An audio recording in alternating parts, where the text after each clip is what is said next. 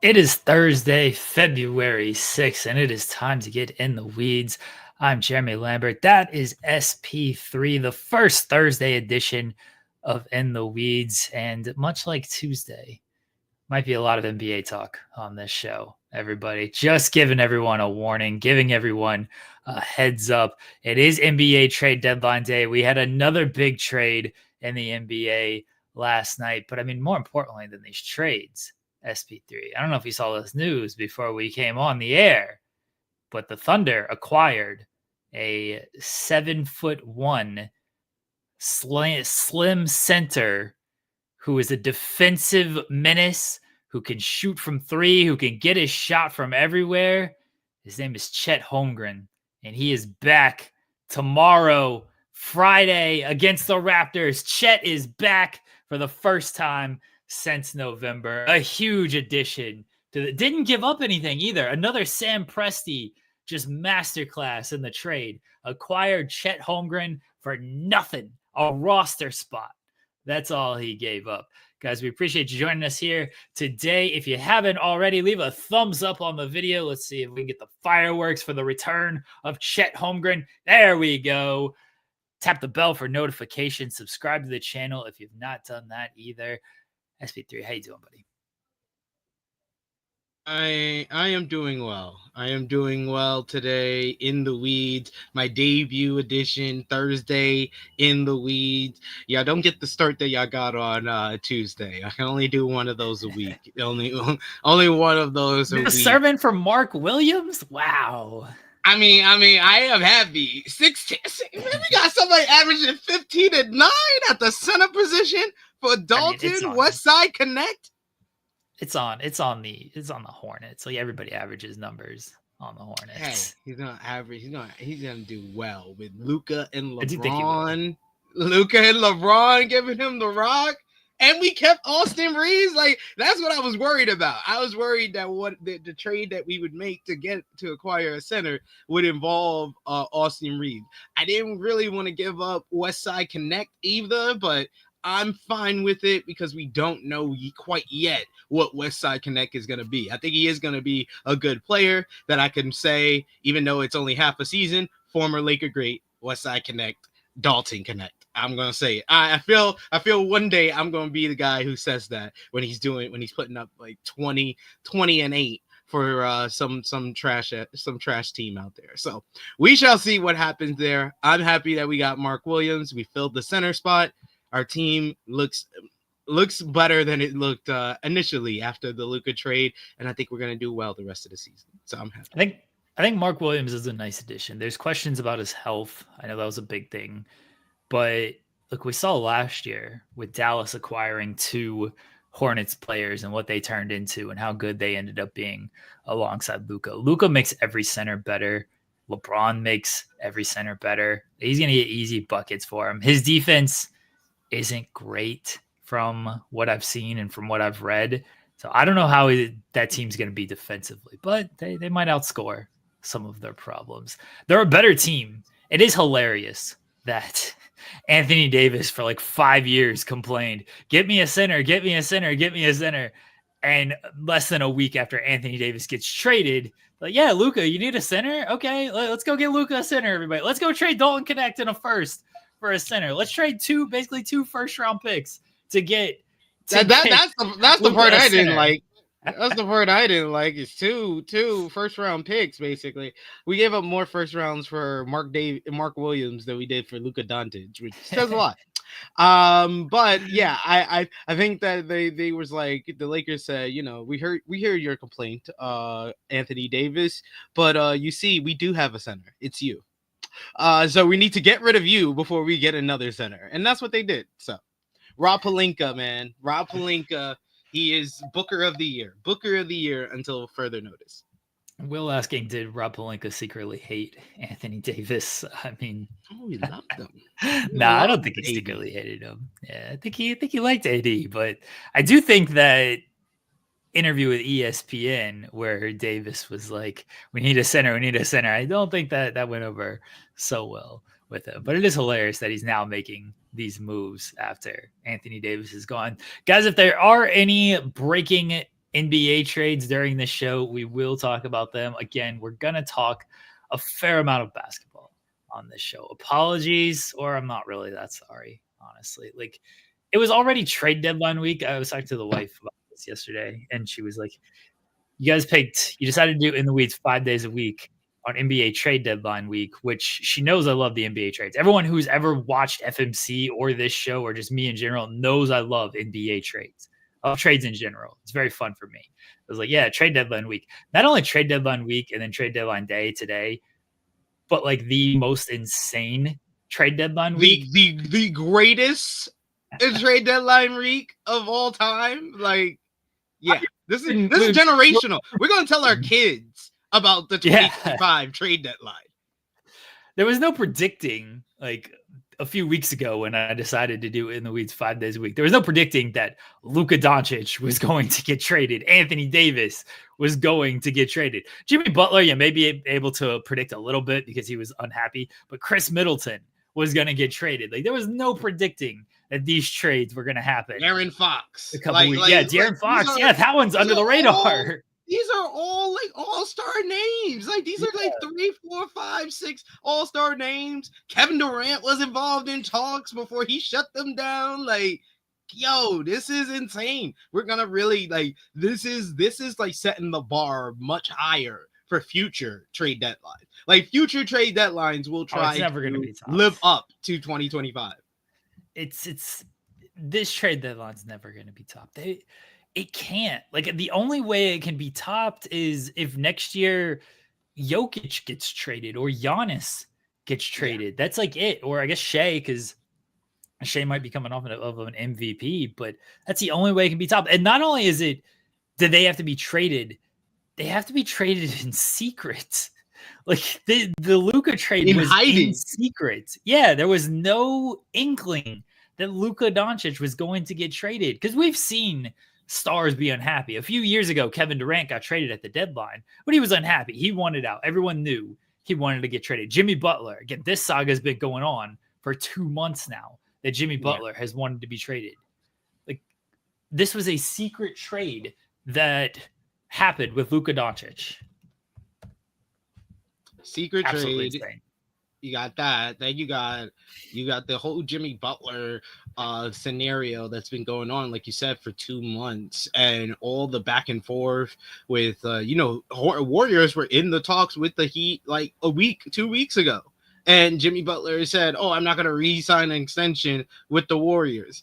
And then we come up to the trade yesterday, and right after the trade, he signs an extension. It's like, yo, like, everything that you thought or anything that was said during this trade deadline, it was immediately turned back on. By the way, Luka Doncic is 270 pounds. I watched that whole practice clip. That man is not 270, or he is the best looking 270 pounder I've ever seen. Jimmy Butler gets traded. By the way, guys, leave a super chat. Get your question, comment, statement read on the air. We appreciate that. That helps out the channel. So Jimmy Butler gets traded. There was a big saga. It's been a big saga with Jimmy Butler for months now. And yesterday the reporting was like, oh, Jimmy Butler doesn't want to go to the Warriors. Like, he said no to the Warriors. Like, okay, so he just wants to go to Phoenix. That's like it. Phoenix was trying to trade Durant. I didn't understand this thinking by Phoenix, by the way, of, yeah, we'll trade Durant to the Warriors. We'll get Jimmy Butler. And I guess the Warriors trade pieces to Miami. Why are you trading essentially Kevin Durant for Jimmy Butler? That's dumb. That's stupid. The Bradley Beal portion makes sense. Like, all right, fine. You want to trade Bradley Beal and get Jimmy Butler? All right, I can make some sense. Why are you trading Kevin Durant for Jimmy Butler? There's no universe in any portion of time where Jimmy Butler has ever been better than Kevin Durant. Just not. So that never made sense to me. And then apparently Durant was like, yeah, I don't really want to go back to the Warriors. Wish you would have said that in 2016 when Draymond Green was calling you from the parking lot crying because LeBron James just snatched a championship for him. But no, oh, I'm sorry, Draymond. Yeah, would love to come to a 73-win team. That sounds great. Couldn't have said that in 2016, Kevin Durant. Couldn't have said that on July 4th, 2016, you cupcake. It was a little bit more of a easier yes then. Yeah, because he was a bigger bitch back then. Now he's less of a bitch. Still a bitch, but back then an even bigger bitch. Anyway, I love Kevin Durant. Fuck Kevin Durant. Jimmy Butler gets traded to the Warriors. And then 2 seconds after the trade announcement, before the trade is even official, before the trade is announced by the league, announced by the teams, yeah, Jimmy Butler has agreed to an extension. What? You can't tell me these negotiations are happening with these trades and with these extensions and then saying there's no like collusion on what's going on. You can't announce this extension 2 seconds after the trade happens. At least wait until the team puts out a tweet that it is official before you start leaking the extension news.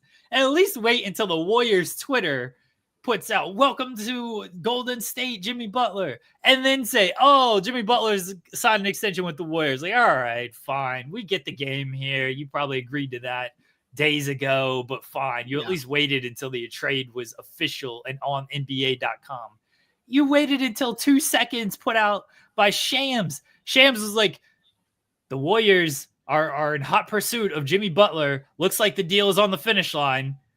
The Warriors have signed Jimmy Butler to an extension. The trade, the ink ain't even dry on the trade yet. How they sign an extension? He's like, the ink didn't even dry. The ink didn't even dry. I mean, I think that is a good move.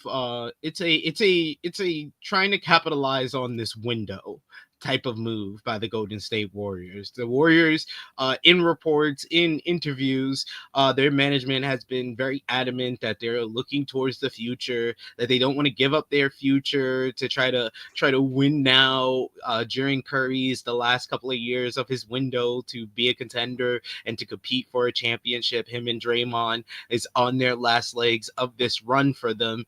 And did they want to capitalize on that? Did they want to make that move for Jimmy Butler? And once the reports came out that Jimmy wasn't going to sign the extension, it looked like they were pulling away from that. And that's when the talks of Kevin Durant came into play. And then it was like, okay, you guys are obviously trying to capitalize on whatever window Steph Curry still has if you're trying to make a move for Kevin Durant, if you're trying to make a move for Jimmy Butler. And then to follow through on the move, giving up, Andrew Wiggins is probably kind of the biggest name that they had to give up. I think that's not the worst move, because he had been very inconsistent for them ever since they won the championship back in 2022. He couldn't be on the court too much because he was dealing with injuries, and then when he was on the court, he was never that consistent for them, not the player that he was in that 2022 finals. He hasn't been that since then, but I think that this is a positive move for them. I think I can see the Warriors competing in the play-in at least, and maybe even possibly sneaking into a 6 seed. I don't know what's going to transpire. I think it's safer to say they'll probably finish off the season as maybe an 8 seed. They're standing, I think they're 11th right now. I think they can move up there because their defense is going to improve if you have a motivated Jimmy Butler. If you have the Jimmy Butler that was playing for Miami the last 2 months, I don't know what to tell you, but I think that people, motivated. Healthy and motivated Jimmy Butler is the same Jimmy Butler that 2 years ago brought freaking me, Jeremy, and Joel Pearl to the NBA Finals. Yo, we gotta realize, he took an 8 seed to the NBA Finals. Still to this day, New York Knicks fans, basically, they praise at the altar of Larry Johnson, Allen Houston, and Latrell Sprewell for taking the Knicks to the NBA Finals in 1999. Jimmy Butler can live off of taking that Miami Heat team to the NBA Finals for the next decade. I'm talking about something that happened in 1999. He can live off that for the next decade. But if he gives us just an inkling, maybe 50, 60, 70% of the Jimmy Butler that he was in that 2023 playoffs, the Warriors could make a run and would be viewed as a dangerous team to be in the bottom half of the West. Will asking, is Jimmy Butler an upgrade over Andrew Wiggins? Yes, Jimmy Butler is a better player than Andrew Wiggins. The concerns with Butler is there's some injury concerns. I don't think motivation is going to be a concern in Golden State, especially now that he's got his extension. He's playing alongside Steph. I think he knows that Jimmy Butler's an older player. It's not like he's got that many great years left. I think he knows that this is a chance to make a run with a fairly decent Warriors team. At least a Warriors team that has good pieces, who have two players who have been there before and have multiple championships. So I think you're going to see the best version of whatever Jimmy Butler is in 2025. There are some spacing concerns. At least Wiggins knocked down threes. Butler's not a great 3-point shooter, but I think the actions that Golden State run will be good enough. And the defense, when the Warriors got off to a hot start this year, their defense was really good.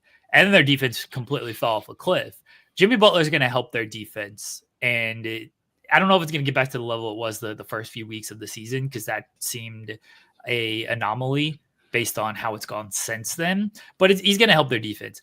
I think the concerns for the Warriors is clashing with Draymond Green. Those are two big personalities. Yeah. Jimmy Butler likes to do things a certain way, and Draymond Green likes to do things a certain way.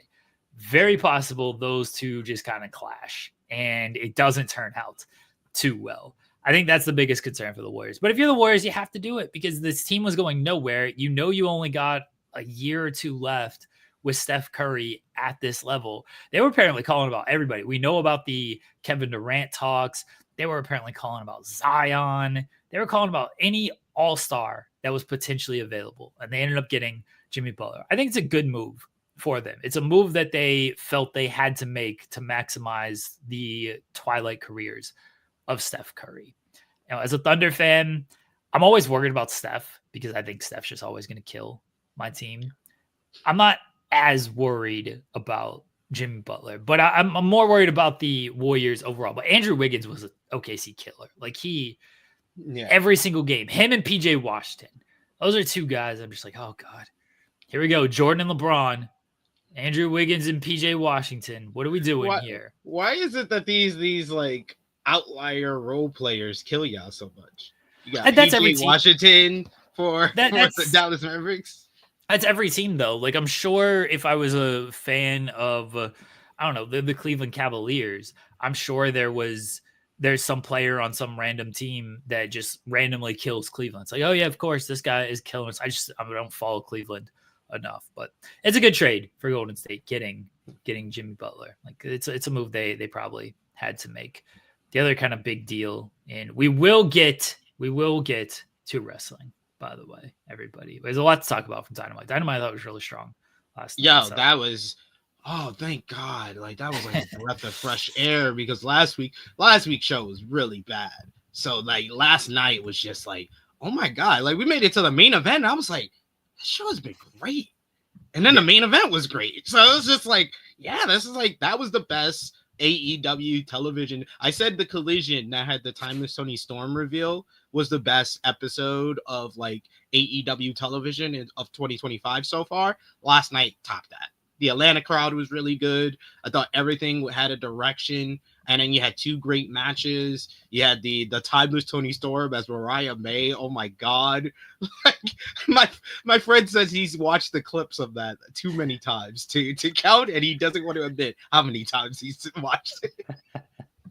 Yeah, we'll get to Dynamite here in a second. But the other kind of big trade was the Bucks moving on from Khris Middleton and getting Kyle Kuzma, which I wanted Kyle Kuzma on the Thunder last year because I thought he would be a helpful player.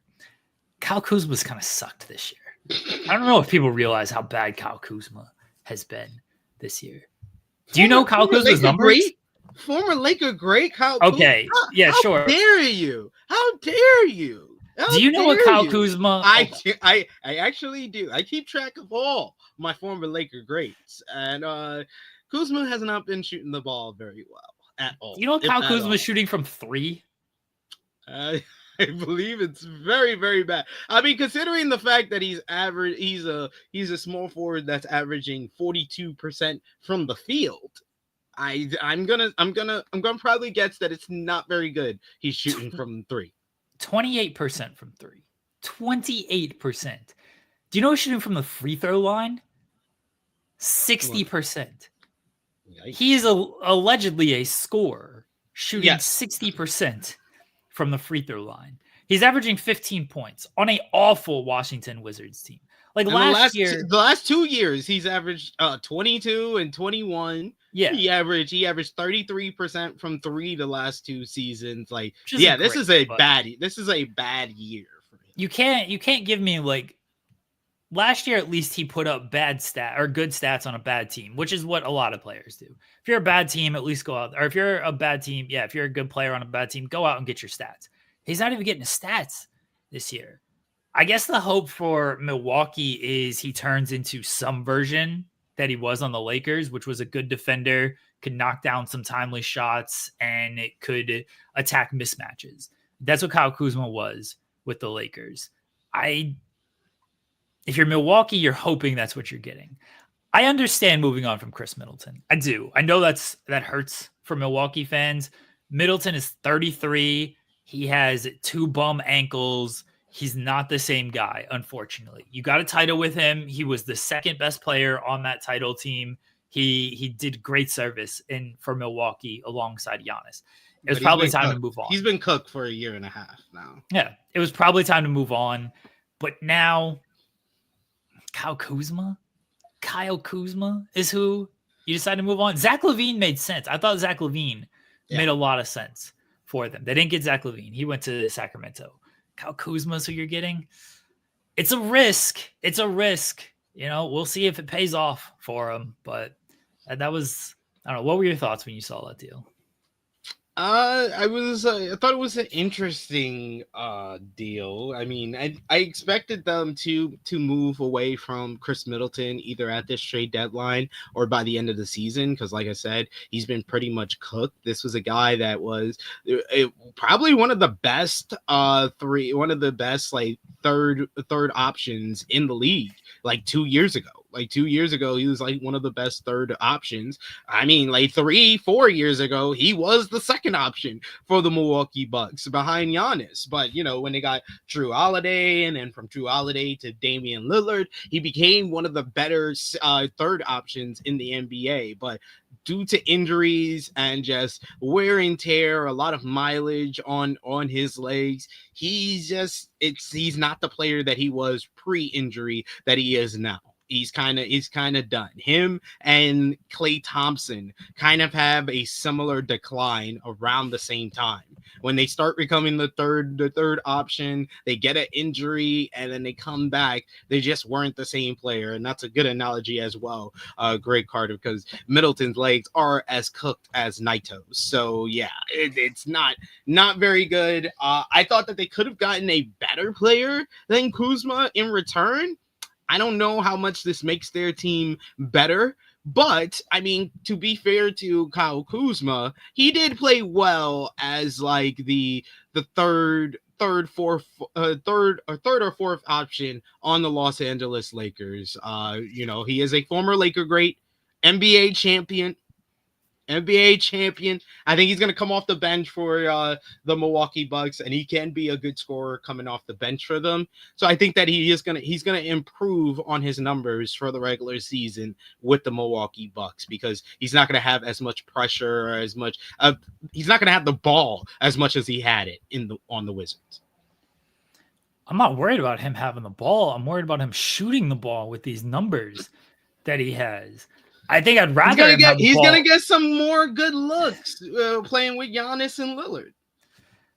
Great, so we can airball those as well. It's gonna look worse when he airballs those shots. It's not gonna airball. Oh, have you not seen? I know. The highlight package. I've seen the airball. Why are the Wizards so bad? And it's like 10 minutes of Kyle Kuzma airballs. I mean, the fact that they have Kyle Kuzma and Jordan Poole on the same team, like that was Jordan Poole's playing well. We're not gonna slander. No, but I'm just saying they are very similar players in that they love to chuck the ball. Yeah, just one is chucking it a lot better than the other. Yeah, that's the thing. Is one is chucking it a whole lot better than the other. It's not a huge trade, but you want to talk about former Laker greats. Brandon Ingram did get traded to Toronto. I didn't even see that one. I've been so wrapped up on the social media. Last night. Yeah, I've been so wrapped up on the. I woke up to the connect to Charlotte trade and us getting Mark Williams. So I've been wrapped up in that and the Jimmy Butler of it all. I saw some little bit of the Milwaukee Bucks trade, but what's the Brandon Ingram to Toronto Raptors trade? What did New Orleans get in exchange? I know Bruce Brown was part of it. I don't remember. And Kelly Olynyk was part of it, and then I'm sure there's draft compensation, but no. Bruce Brown was the biggest name going the other way. Okay. That's not the worst pick. I don't think it's gonna change anything as far as this season. I think that I will be more confident in the Raptors after a training camp, maybe next season. I might say that they are a fringe kind of play-in team.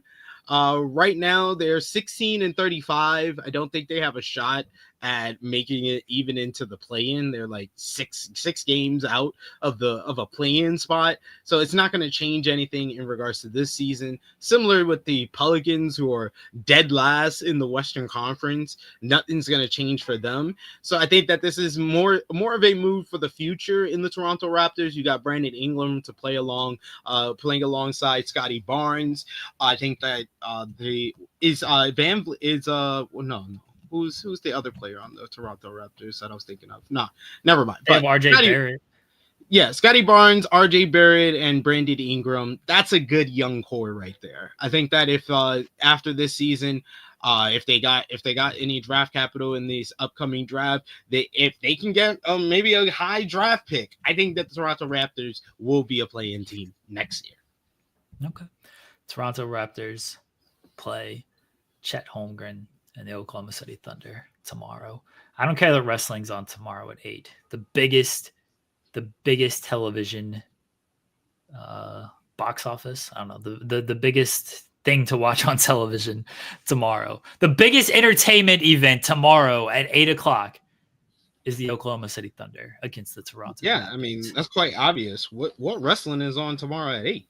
Who could possibly care about wrestling? I don't know. All I know is that I'm usually paid to watch some 3-hour show at nauseum that feels more like a sitcom or a Maple Leaf drama than it does a wrestling show ever since it became 3 hours. But that's definitely not a wrestling show.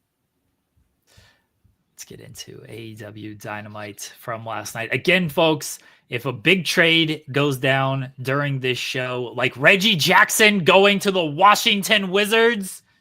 What, that just went down? That just happened.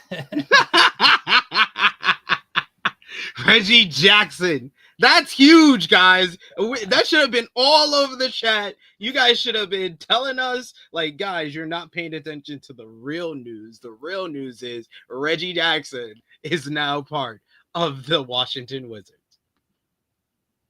Yeah, well, Reggie Jackson is part of the Washington Wizards. Now he can chuck up shots alongside Jordan Poole. I'm sure that'll go well for everybody. All these chuckers. Yeah.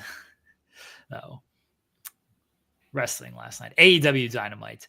Couple super chats real quickly.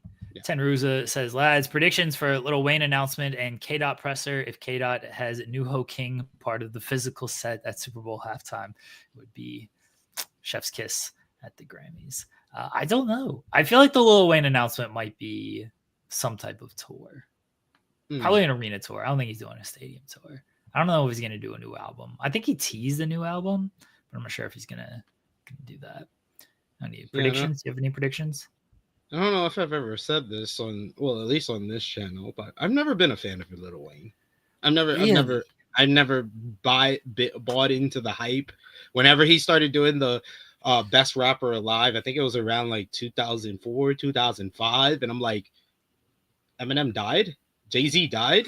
Like I had a few people. I was like, Nas died. Oh my god, that's crazy. Kanye died too. Like at that time, I had Kanye ahead of him too. Like I didn't even have him in my top 5. Like I've never bought into the hype of Lil Wayne. I love the Carter 3, and I think the Carter 3 is one of like the defining top 10 rap albums of the 2000s. But I've never been like, oh my god, Lil Wayne is one of the best rappers I ever heard. Never. I've listened to him since Hot Boys, since he was with Juvenile in the game. I've listened to a lot of Lil Wayne. Never viewed him as one of the greatest rappers of all time. Never. I'm going to clip that. That's going to be the short for this show. That's wrestling show is SP3 buries Lil Wayne.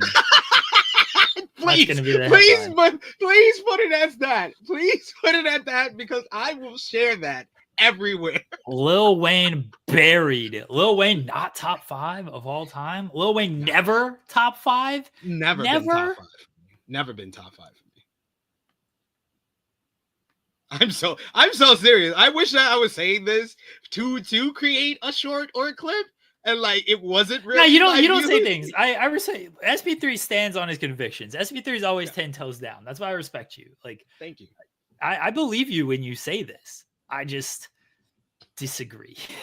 It's okay. It's okay. I know it's not a popular opinion. I know that the popular opinion is, oh my God, Lil Wayne, he's so great. He's so this, he's so that. But despite all some of the like the trash albums he's come out with in the past 5-6 years, and all of the mess of a person that he's become since his mother passed away, I still have Kanye ahead of him.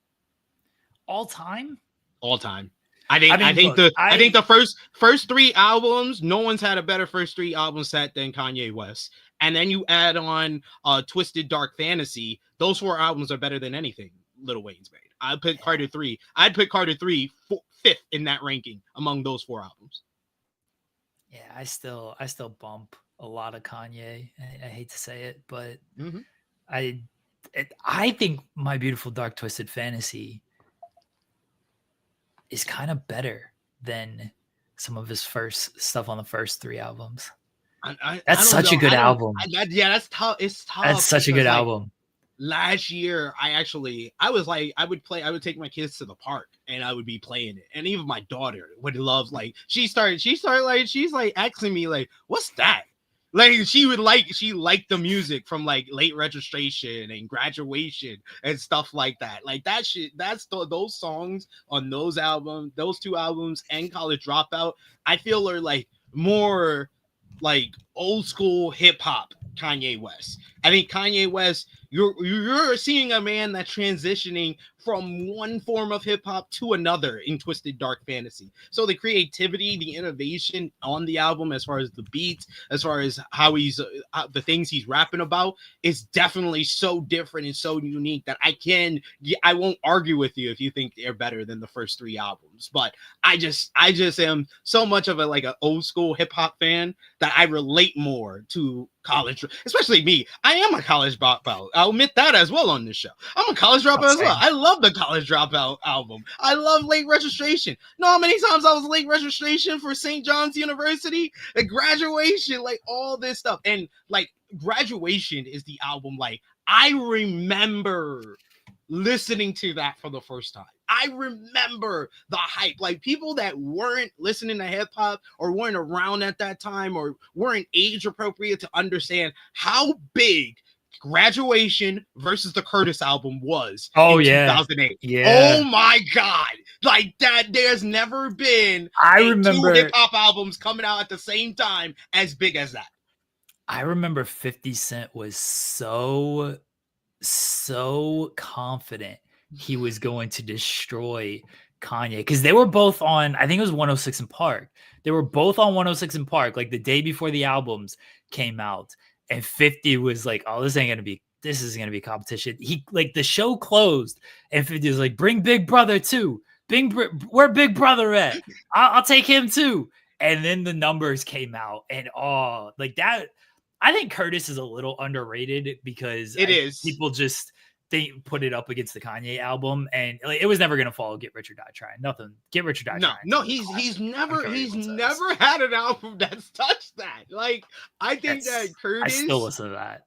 And what was the second one? Was it Rampage or something like that? The one he came after Get Rich or Die Trying? The one that had Candy Shop and clickety clank, the money goes into my big key. I mean, I love Curtis album for AO Technology. Oh my God, AO Technology.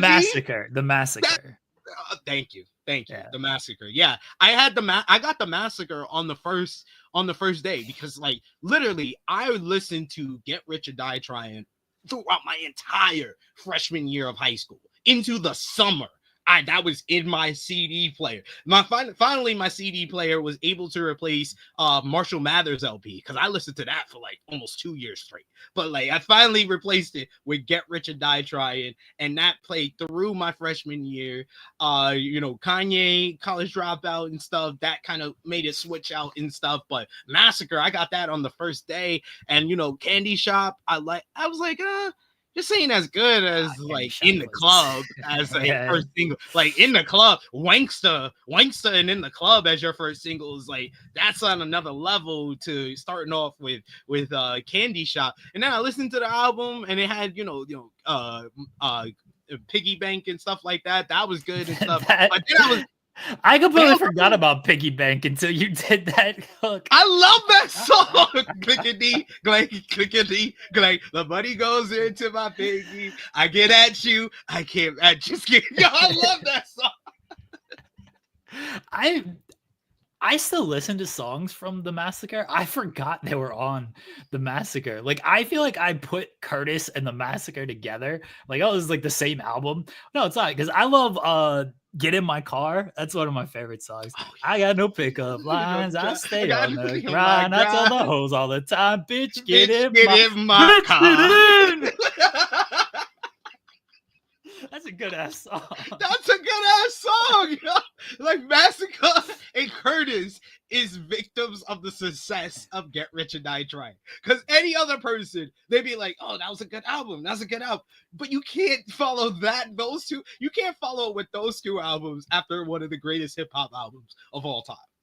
I remember when Get Rich or Die Trying came out. Obviously, like 50 Cent was the hugest thing in hip hop there. I was in high school. I was a freshman in high school. Same. And people knew that like I would burn CDs and stuff. I think I skipped first period and I went to go get the album. This is back in the day when you had to like buy physical albums. You couldn't just download it immediately off the internet. Back in HMV days. If you wanted to be cheap, like HMV on 125th in Harlem, they used to have the CD. I don't know if you ever seen it in the HMV where they have the sets things where you could put the headphones on and you could listen to albums. Yeah.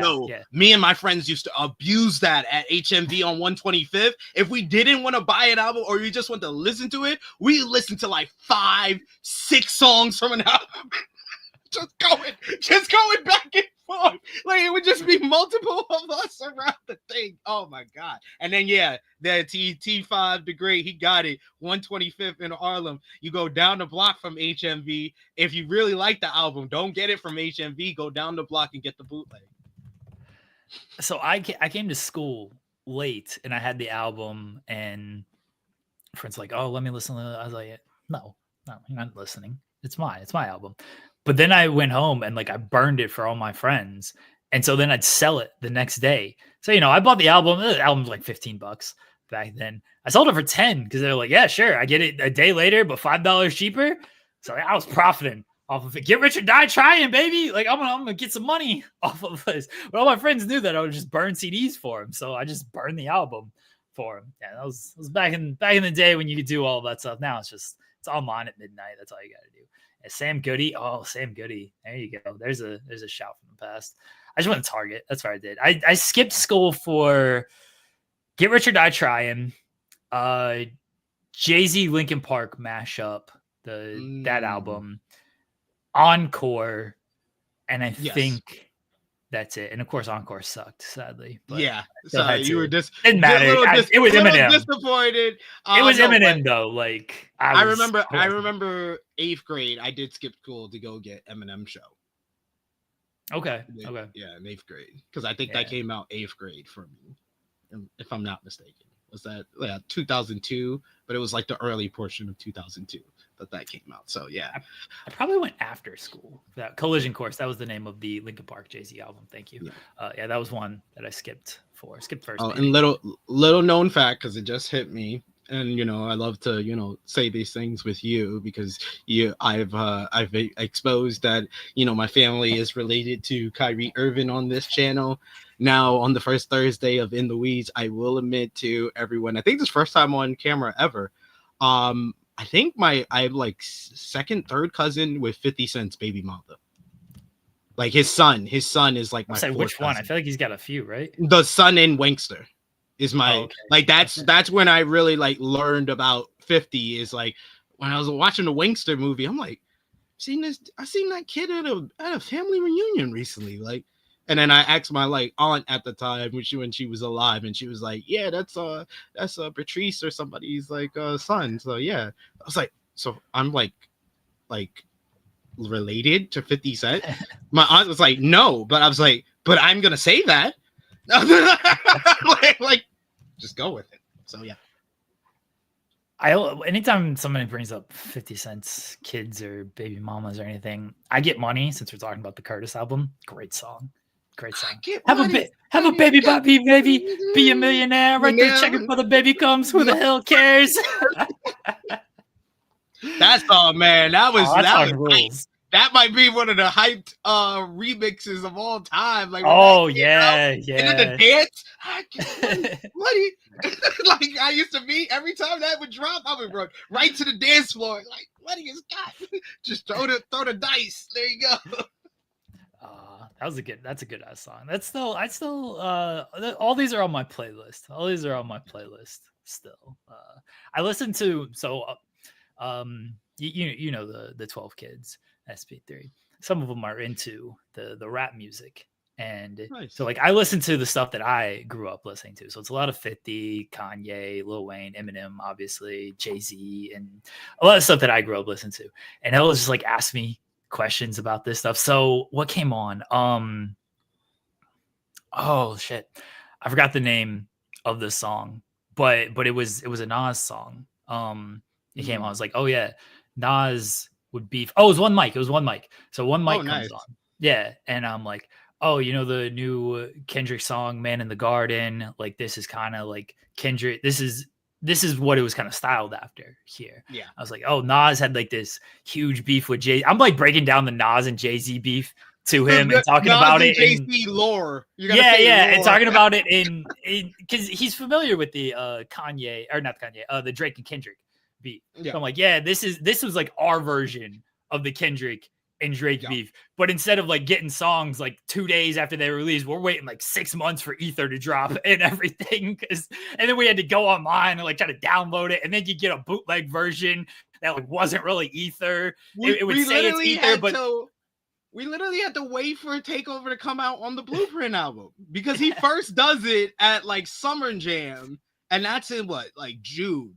And then then Blueprint doesn't come out till like September. So like it was months of hearing all this legend, like only the people that were at, because this was before Summer Jam used to be taped. So this was like you would just hear it from like radio, and then you would hear it from your friends. So it was like playing on telephone basically. Like it was like, yo, you heard Jay-Z, and that's also when I first heard about 50. Is that Summer Jam performance is when he's like, I'm about Dollar Huda, because 50 Cent, like that. That was the first time that I ever heard the 50 Cent name. I'm telling him like, hey, you like download the song, and you didn't know if you were getting that song. You might get like Coldplay or something. You never knew when you clicked on it. Like, what is this? I thought I was downloading a Jay-Z song. Who is this singing right here? It's like that's how it was back then. And you had to go to the store and buy the album and everything. He's like, oh yeah, you're old. I was like, yeah, that's how it was back in my day. But I'm breaking down all the lore to him. He's in some of the new stuff. I was listening to some J. Cole. He's like, oh, this guy's good. I was like, yeah, J. Cole. He knew who J. Cole was kind of from the beef, but of course J. Cole removed himself very quickly from that. So it didn't get full on that. But then I was listening to some of the older stuff, and he's like, oh, this is pretty good. I was like, yeah, J. Cole's good. It's like I listen to a lot of J. Cole being in North Carolina and stuff. So I'm trying to get him into the classics. I feel like my dad. The classics when it comes to this stuff. I went to St. John's J. Cole senior year, so I have that connection to him. So there you go. All right, wrestling. Any more super chats that I missed? Oh, damn. I forgot. We got I gotta talk about wrestling, sadly. I appreciate it, Ten Rusa. Appreciate the super chat there. Getting SP3 to bury Lil Wayne on here and then just going down memory lane when it comes to our hip-hop taste growing up. Van Twin Blade says, who's bald? Ricochet, 12 out of 10 crowd last night. The crowd in Atlanta was hot. That was a great crowd last night. Yeah, that elevated the show. I thought it was already a good show, but anytime you get a hot crowd, it's going to be a better show. I mean, to me, the biggest thing on this show. So I criticized the Toni Storm stuff a little bit when it first happened, not for the performances. Again, I'll continue to say it. The performances were great. I thought Toni Storm, when she transformed back into Timeless, I thought she did a great job. I thought Mariah May sold it well. My criticism was it too early? Because then Mariah May sold it as, I've beaten you. I've beaten Timeless Toni Storm. You don't bother me that you're doing this. I was like, yeah, that's how she should react. I'm like, how does Toni come back from this? Because if she just does Timeless Toni Storm, it's like, well, Mariah probably doesn't view her as a threat. Credit to AEW, credit to Toni Storm, credit to everybody putting this together. She did not just come out as Timeless Toni Storm. No, she played another role. She played the role of Mariah May. She played it very well. Oh my God! Just fantastic. Just fantastic. And it's brilliant because it emphasized like Toni's ability and her character work, but at the same time, like Mariah May. I don't know if Mariah May learned anything from Toni as far as in the ring. But my God, did she learn from her on commentary? Because Mariah has been excellent on every commentary. I felt like she was the key to getting over Megan Bayne on her debut in the Casino Gauntlet. And then last night, just the facial expressions, the little comments she would make, getting quiet at like certain points when Toni would do a signature move and everything. And she wasn't even happy when Queen Amanada almost kicks her head off and almost kicks all the hair out of her hair. Oh my God. But in the match delivered, like the crowd was into Queen Amanada by itself, but then they were just more into the whole character work of Timeless Toni Storm. Like this was, 10 out of 10 performance by Toni in just doing the whole act. 10 out of 10 from Mariah May. And I thought that Queen Amanada was a good person to be up against because that was Mariah May's first opponent. So I like the fact that this was the choice to do the imitating Mariah May against Mariah May's first opponent. Like it just works on so many different story levels. The crowd responded to it well. Even the post-match angle, which I don't think they necessarily needed the post-match with the interview. I think that all it did was reaffirm and confirm that Toni did what she was intending to do. She got under the skin and she got in the head of Mariah May with this performance. But the crowd were like, okay, I'm okay with this being the post-match because the crowd saying, which one's which? Which one's which? I was like, that's the cherry on top. This is perfect. I thought the post-match was good because it allowed Toni to speak like Mariah May. And I felt that was sort of necessary because she did it so well. It's like, all right, you can do the entrance, you can wrestle like her, but now to throw in the speaking on top of that, I was like, all right, yeah, gotta give it to you. So a lot of talk of WWE should get an Emmy, mainly by Paul Heyman and people online. Where's Toni Storm's Emmy? Why isn't Toni Storm getting an Emmy? She's actually playing characters out here. She's playing multiple characters on television. Give Toni Storm an Emmy. AEW should submit her performances. This might be like one of the craziest wrestling performers transformations that I think I've ever seen.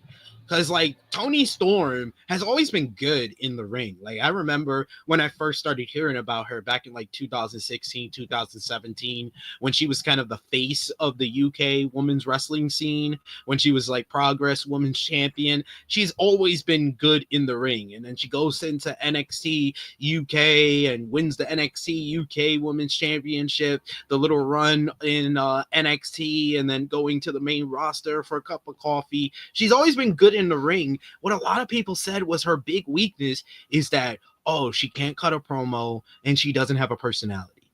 And you even heard those same complaints, those same criticisms when she came into AEW, when she's playing the rocker persona, when she's first coming in. It was like, that's okay, but she's not as interesting as Britt Baker. She's not as compelling as this person and that person. She doesn't have a personality.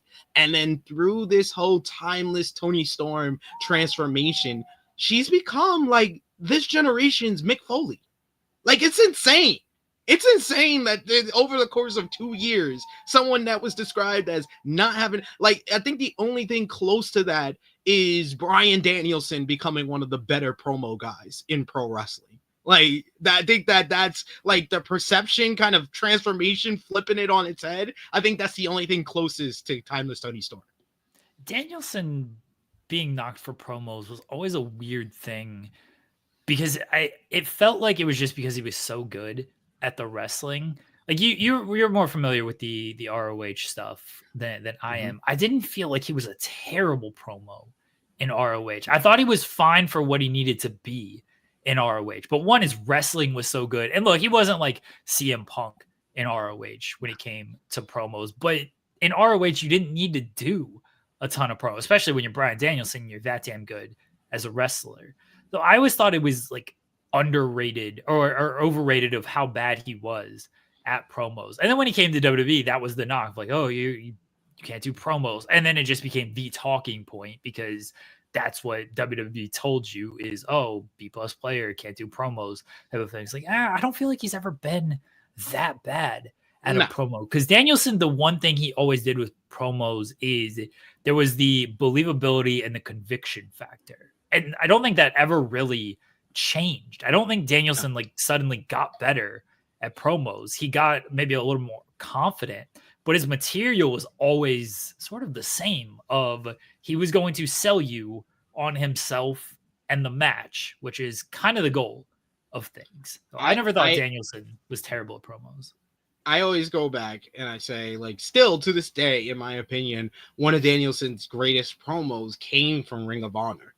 And that's his pain is temporary, pride is forever promo. Because that's a promo that I literally, like, I quote and mention maybe like once a year, and that happened back in like 2006. It was after he tore his shoulder and he was about to verse Kenta at Glory by Honor, because that was like the first DVD that I had from Ring of Honor, and I just played it so much, and I would see that promo so many times. And you're absolutely right, it's his convention, it's his delivery, and he just makes you believe he is a pro wrestler. He's gonna be in the fight of his life, but he is the best. He is the best technically, so he could beat anyone.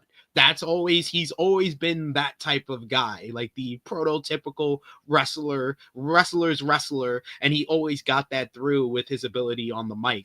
And I always saw it with him in WWE. I was like, once you give him a chance, he's gonna be able to do that again, and he did exactly that with the whole Yes movement. And then I think even his work in AEW was even better than a lot of his promo work in WWE. I think WWE, you didn't really get to see the range of promos from Bryan Danielson until the Plan is Champion. I think the Plan is Champion was when people were like, oh shoot, like we were totally wrong. Like this guy is actually one of the best promos in wrestling. And I think that he continued that course to his retirement last year or retirement last year. So, but Timeless Toni Storm is another person who I just feel never was given that chance, especially in WWE. She never got anything to really sink her teeth into. And let's be honest, kind of still an issue in WWE. The women don't get a lot of stuff to really sink their teeth into. Like, think about the depth in the men's promos. Just take, for example, the depth in Seth Rollins' promo at the end of Monday Night Raw this week, and the depth of Rhea Ripley and Charlotte Flair's exchange. There's no depth. There's no depth. There's no depth there. It's Charlotte Flair playing the same character. Even though Rhea Ripley is a bigger star than her now, she still feels that she's a little kid, and we're still doing the same promos y'all were doing in 2020. I'm sorry. We need to see some type of regression, some type of evolution. We don't really get that from the women's promo work in WWE, and that's why I think You know, FIFO being the best example of that where Timeless Toni Storm won women's best on the mic is because there's depth to that. She has some input in what she's being able to say, and thus you have some material that you could sink your teeth into. Her character work is exceptional, but her promo work is just as good. But we got to see like the character work is on another level when she's really able to kind of just spread her wings the way she was last night. The character work was great. It was a story beat that I thought the story needed. Because again, yes. I didn't know where it was going to really go after she did the reveal a little early. Like I thought it might have been a little early just based on, okay, what do you have up your sleeve that is going to continue to throw Mariah off her game? And what she had was, well, I'm just going to play Mariah May. That'll continue to throw her off her game. It's like, all right, credit to you.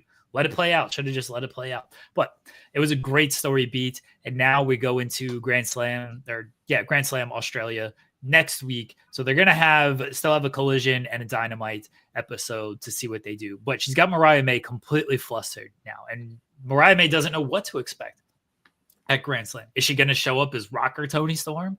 Is she going to show up as Timeless Toni Storm? Is she going to show up as Mariah May?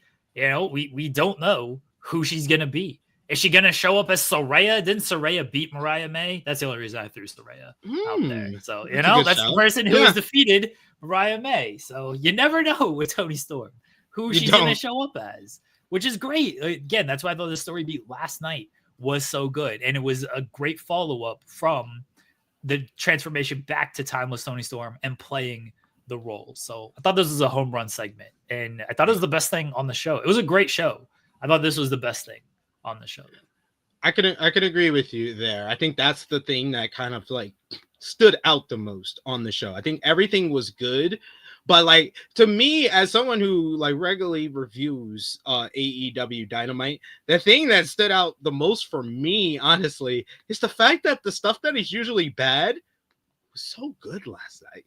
Like we had the best Death Rider segment in months, it felt like, with that whole brawl at the start, because it felt naturally chaotic, and it was a little bit different, but the way it started with the interview, and oh my god, had my belly laugh of the night like 1 minute into the show of Marina Shafir picking up Renee and oh my god, that popped me so much, Jeremy. Fantastic. That popped me so much, Jeremy. She picks up Renee. It's like, let's get the hell out of here. I protect everything. John Moxley's a crazy. I protect everything that's important to Mox. You're important. Yeah, John Mox is a crazy person, but he doesn't want to fully put his wife in harm's way. So it's like, all right, Marina, you got a job to do here. That was great. That was fantastic. I literally almost cried laughing right from the start of this show.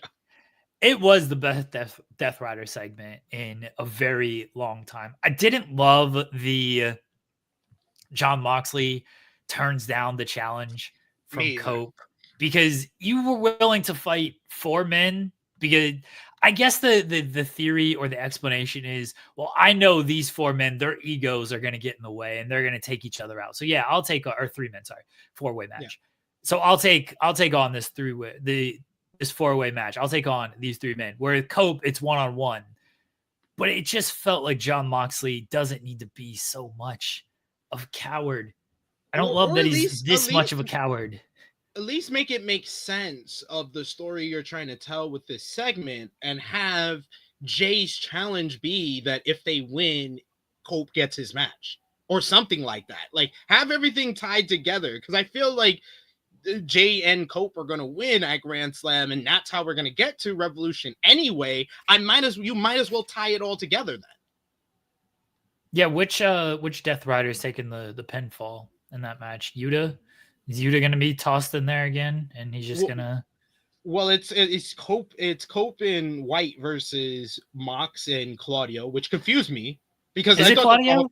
I thought the whole brawl to kick off the show, I thought they were going to do Anarchy in the Arena. I actually did an article for Wrestle Talk yesterday where they asked me to do predictions for the card for Grand Slam, and I was like, Death Riders versus Switchblade and Rated FTR in Anarchy in the Arena. So when I'm watching the opening segment, I'm like, oh, I'm looking like a genius right now. It looks like we're setting this up. And then he makes a challenge for a Brisbane brawl, and it's only a tag team match. I was like, so FTR, I guess. I don't know. Can Cash travel because of that whole gun charge or something? Yeah, I don't know. Maybe I don't know.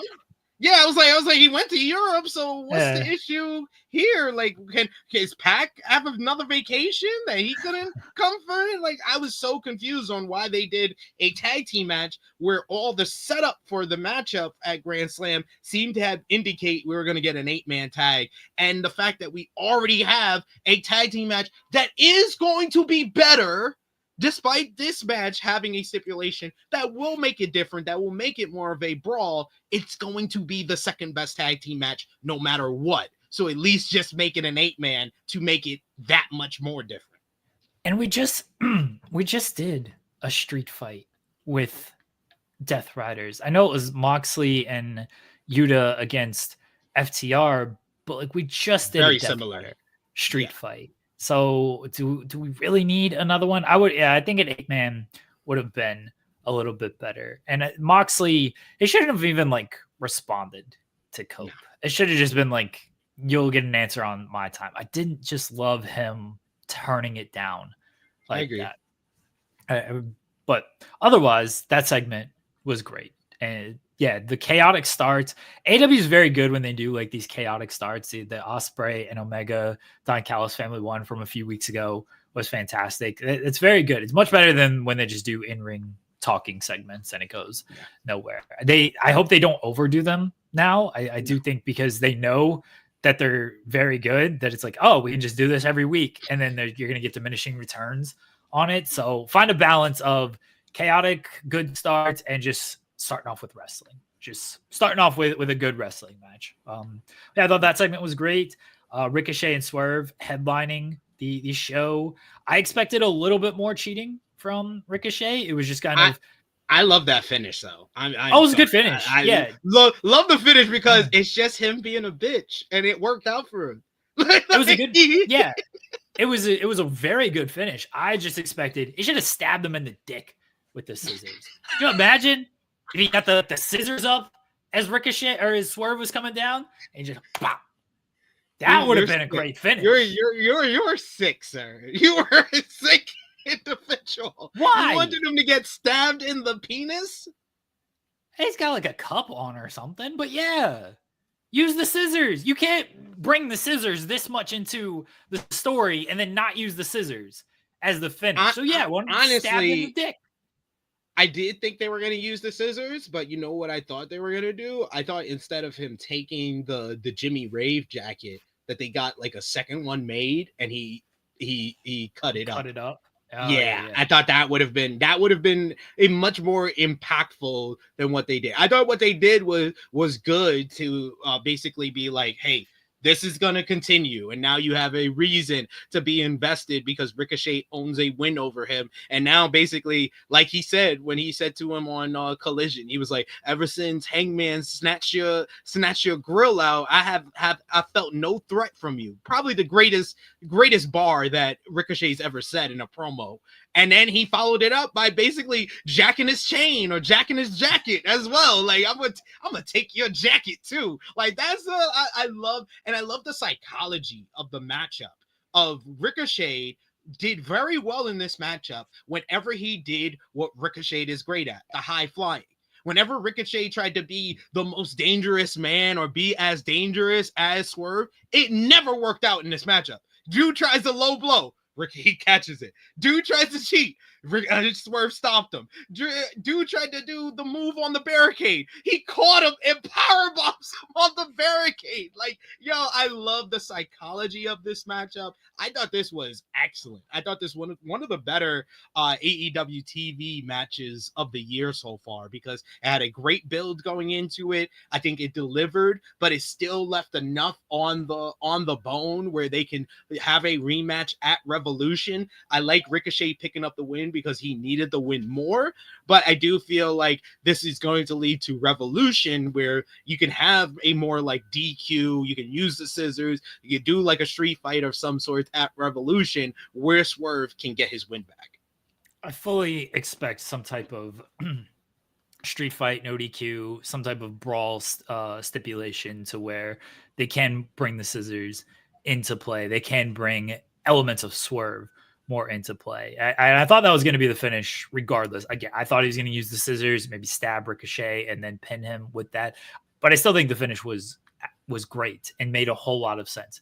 I do wish the scissors were involved. I like your idea of like cutting up the jacket or doing something like that. I do think that would have worked. Maybe you should stab Nana or something. Ooh, yeah. You got to bring the scissors. That's my only complaint is you've built a lot of this feud around the scissors and then you did not use the scissors. It should have been in there somewhere. Should have stabbed them in the dick.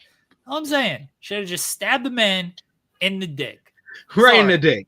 Just have a day. Have a day. Right in the dick. You want to prove you're psychotic? Stab somebody in the dick. That's psychotic to me. You ain't psycho until you stab somebody in the dick. Tenruz is saying, want Willow, Swerve, Mina, CEO at Grand Slam. I'm going. First off, have fun. I think you will get one of them. I think you will get Mercedes. I don't know about Swerve. Mina's injured right now, so probably not going to see her. I don't know about Willow. Maybe they'll do something with Willow instead. They did a little segment on Collision. Maybe they'll do something there. You'll get a one-off match. Mercedes is probably a more of a guarantee in that she's probably wrestling Harley Cameron or doing something with Harley Cameron. Oh my God! Can we like start a petition here on In the Weeds, because we have a strong fan base, we have a strong community here on Fightful Overbook, and can we start a petition that even after Grand Slam that Harley Cameron becomes a part of Mercedes act, because I don't think Mercedes has been this entertaining in AEW like she is with like it's so much of like it's got that vibe, and I know Jimmy Macaram somewhere is gonna hate me for saying it, but it's got the vibe of Rock and Hurricane. I knew you were going to say that. It just has it. It just has it, where you have this person that is just so not on the level of star of the other person, but that person is arguably the most entertaining of anything, and just the way they interact with each other. But last night was their even almost as good as that improv song, but just them going back and forth with her doing the mimicking with the puppet and then giving her middle fingers. Oh, like, I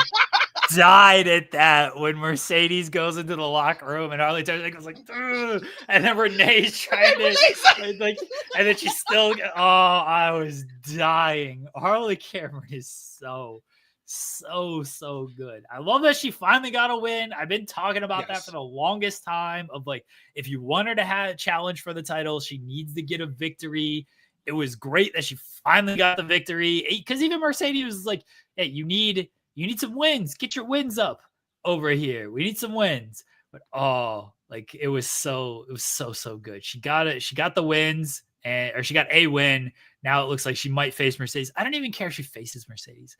Just do some segment in the ring with them. It'll be great. I kind of like your idea that like, I don't know if I want to see them wrestle more than like I want to see them as like paired together. I think that would actually be very good and very entertaining long term, because not that Mercedes is like a bad character or anything, but all right, say hello to your CEO, do the dance. The dance is fantastic. We need to see Harley Cameron doing the dance. That would be very good as well. But I don't like how much more mileage are you going to kind of get out of that? Like it feels like you can get a lot of mileage out of a pairing with Harley Cameron. And then when Mercedes does turn on Harley Cameron, after you can basically do what you did with Camille, who was "Are you stupid? Are you dumb?" and useless. Yeah. You can do this. Harley's a way more sympathetic character than Mercedes when Mercedes finally drops her. And then I don't know if you can milk it. You can milk it where she's like kicking her out and then bringing her back in, and like you can get the fans to want Harley to turn on Mercedes, like that type of thing. I think that there's a lot of potential there. 100%. Yeah, I like them being paired together and working that long term. I really like that. I don't know if they'll do it, but I think they should. I always suggest things under the understanding it's probably not going to happen, because that's fine. That's what we're for. We're to throw these things out there. I do love the. Are you stupid or are you dumb? It's so good. It's so good. Hey, when she said it's a Harley last night, I was like, oh, it's such a good line. I love it.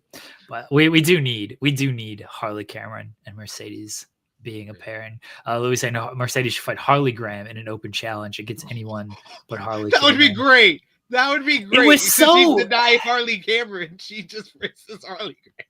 It was so lame when AEW social media screwed that up, and they're like, it's Thunder Rosa against Harley Cameron. And it's like, no, it's Harley. This is a taped show. It's a taped show. You know it's Harley Graham. You know the character she's playing. Why are you just saying that it's Harley Cameron? It's like, what are you doing, AEW social media team? It was so lame. Blew it. I'm all for Harley Graham.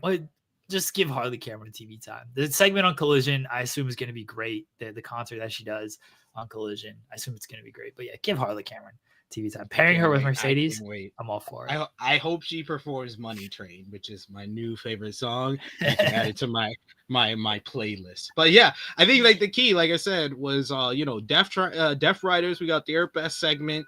We got freaking. I was like very scared when Dustin Rhodes came out to interrupt MJF last night. But like at the end of that segment, I was like, that was actually good. I was like, everything that could have went wrong on the show actually turned out very well. And like Dustin showed great passion. I was much more interested in Dustin versus MJF than Jeff Jarrett versus MJF. Like I was like, oh, this is actually good. And there's stuff, and then I knew what MJF's response was gonna be, but it didn't make it any less better. Like his delivery of you itty bitty witty widow little brother. I was like, yo, MJF, he's felt like he's had more motivation, that he's been more inspired the last few weeks than in comparison to feuding, because he knows he's about to work with Hangman, so he's like, all right, I gotta. And I love how they're tying those two things together. I love the Hangman's response to the whole thing. Like we're not going to talk about me looking for a swerve last week. We're not going to talk about that. And then Renee said it looked like you had some remorse for Christopher Daniels. Like, no. Like I'm not even gonna look at you. I'm just gonna no. I thought the Dustin promo is exactly what the Jarrett promo should have been weeks ago, when MJF, as usual, takes his low shots at everybody, and Jarrett fired back with also low shots and mentioning the Alicia Toots and everything. I was like, this is unnecessary. Why isn't Jarrett talking about, yeah, I was addicted, I overcame that.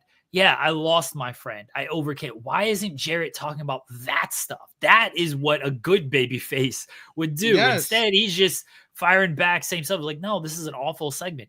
Dustin did exactly that. It's like, yeah, I went to hell. You ain't the devil. I've been to hell. I crawled out of hell. I didn't see you there. If you are, you suck.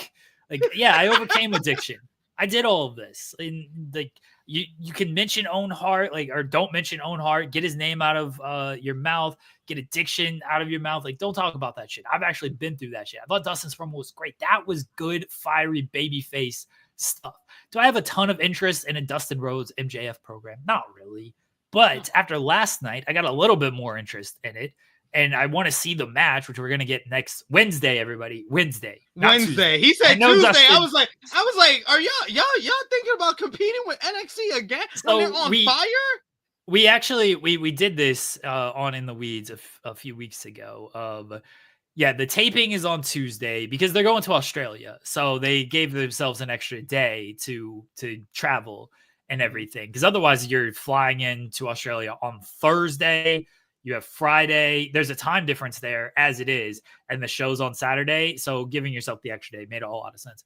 But they're taping on Tuesday. The show will still air on Wednesday. Yeah, when Dustin was like, Tuesday, I'll see you in Texas, our staff chat was like, Dynamite's on Tuesday next week? It's like, no. I'm pretty sure Dustin was just talking about when the match is going to take place, not when the match is going to air. But I think it's going to be a good match. And Dustin sold me on the match. MJF sold me on the match. MJF does what MJF does. He mentioned he did the all elderly wrestling, which has been a complaint. And the fact that he like laughed at himself on that, I was like, that's such a good one. It's like, yeah, that it's such a dumb line. And I think it's a dumb complaint online as well. Like, I don't care how old the performers are, as long as the performances are good. That's all I care about.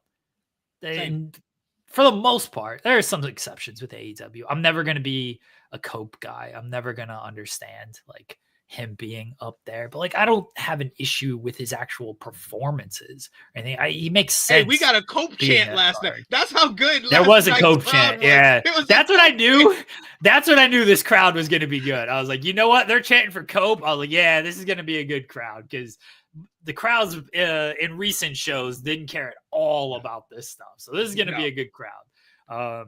But yeah, like the all elderly wrestling complaint was so stupid to me. So MJF saying it and then like laughing, like, ha ha ha, see, oh, I kill myself. I was like, all right, you know what? That was good. MJF. That was a nice reverting. Reverting. And then Dustin came out, fired back. And then, yeah, you've been in your dad's shadow and then your little baby brother's shadow this whole time. Good stuff. The match, I assume it's going to be some type of street fight. Did they announce that? They announced it was like a street fight gimmick? Okay. No, I don't think they did.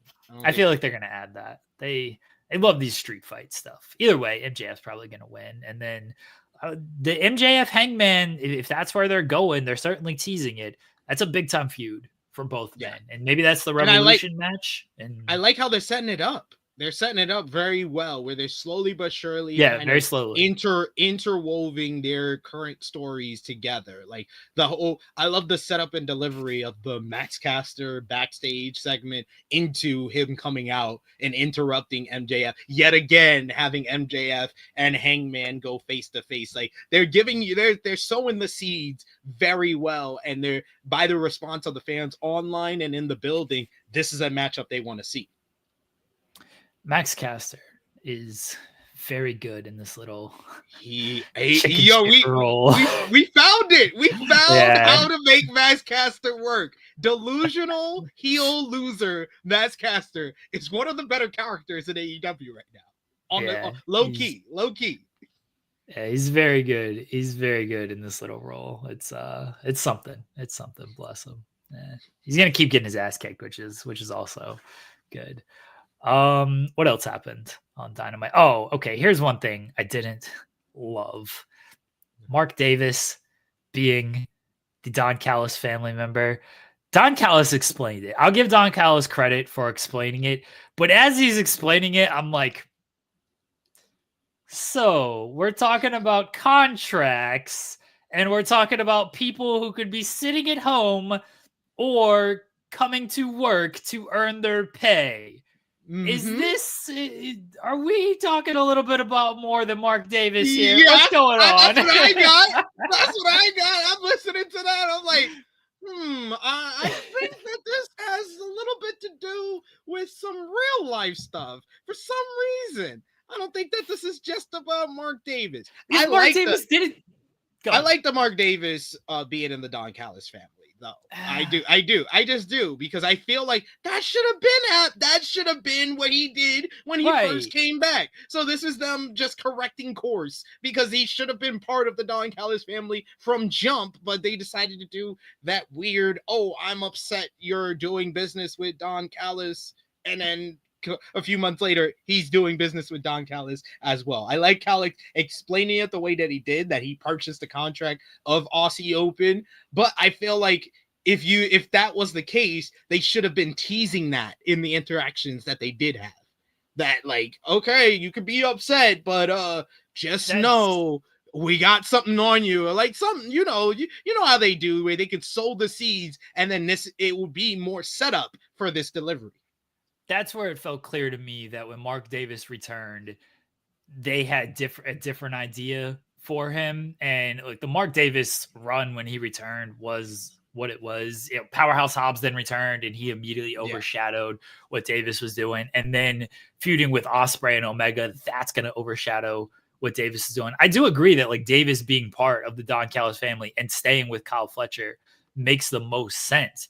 But because he came back and he was like, I don't agree with any of this, it didn't seem like they had the intention of putting him with Fletcher again and with the Don Callis family. And this was basically them retconning everything and being like, yeah, this is why things happened the way they happened. I was like, yeah, this was not the original plan. I don't know what the original plan was, but this was not it, with Mark Davis joining the Don Callis family.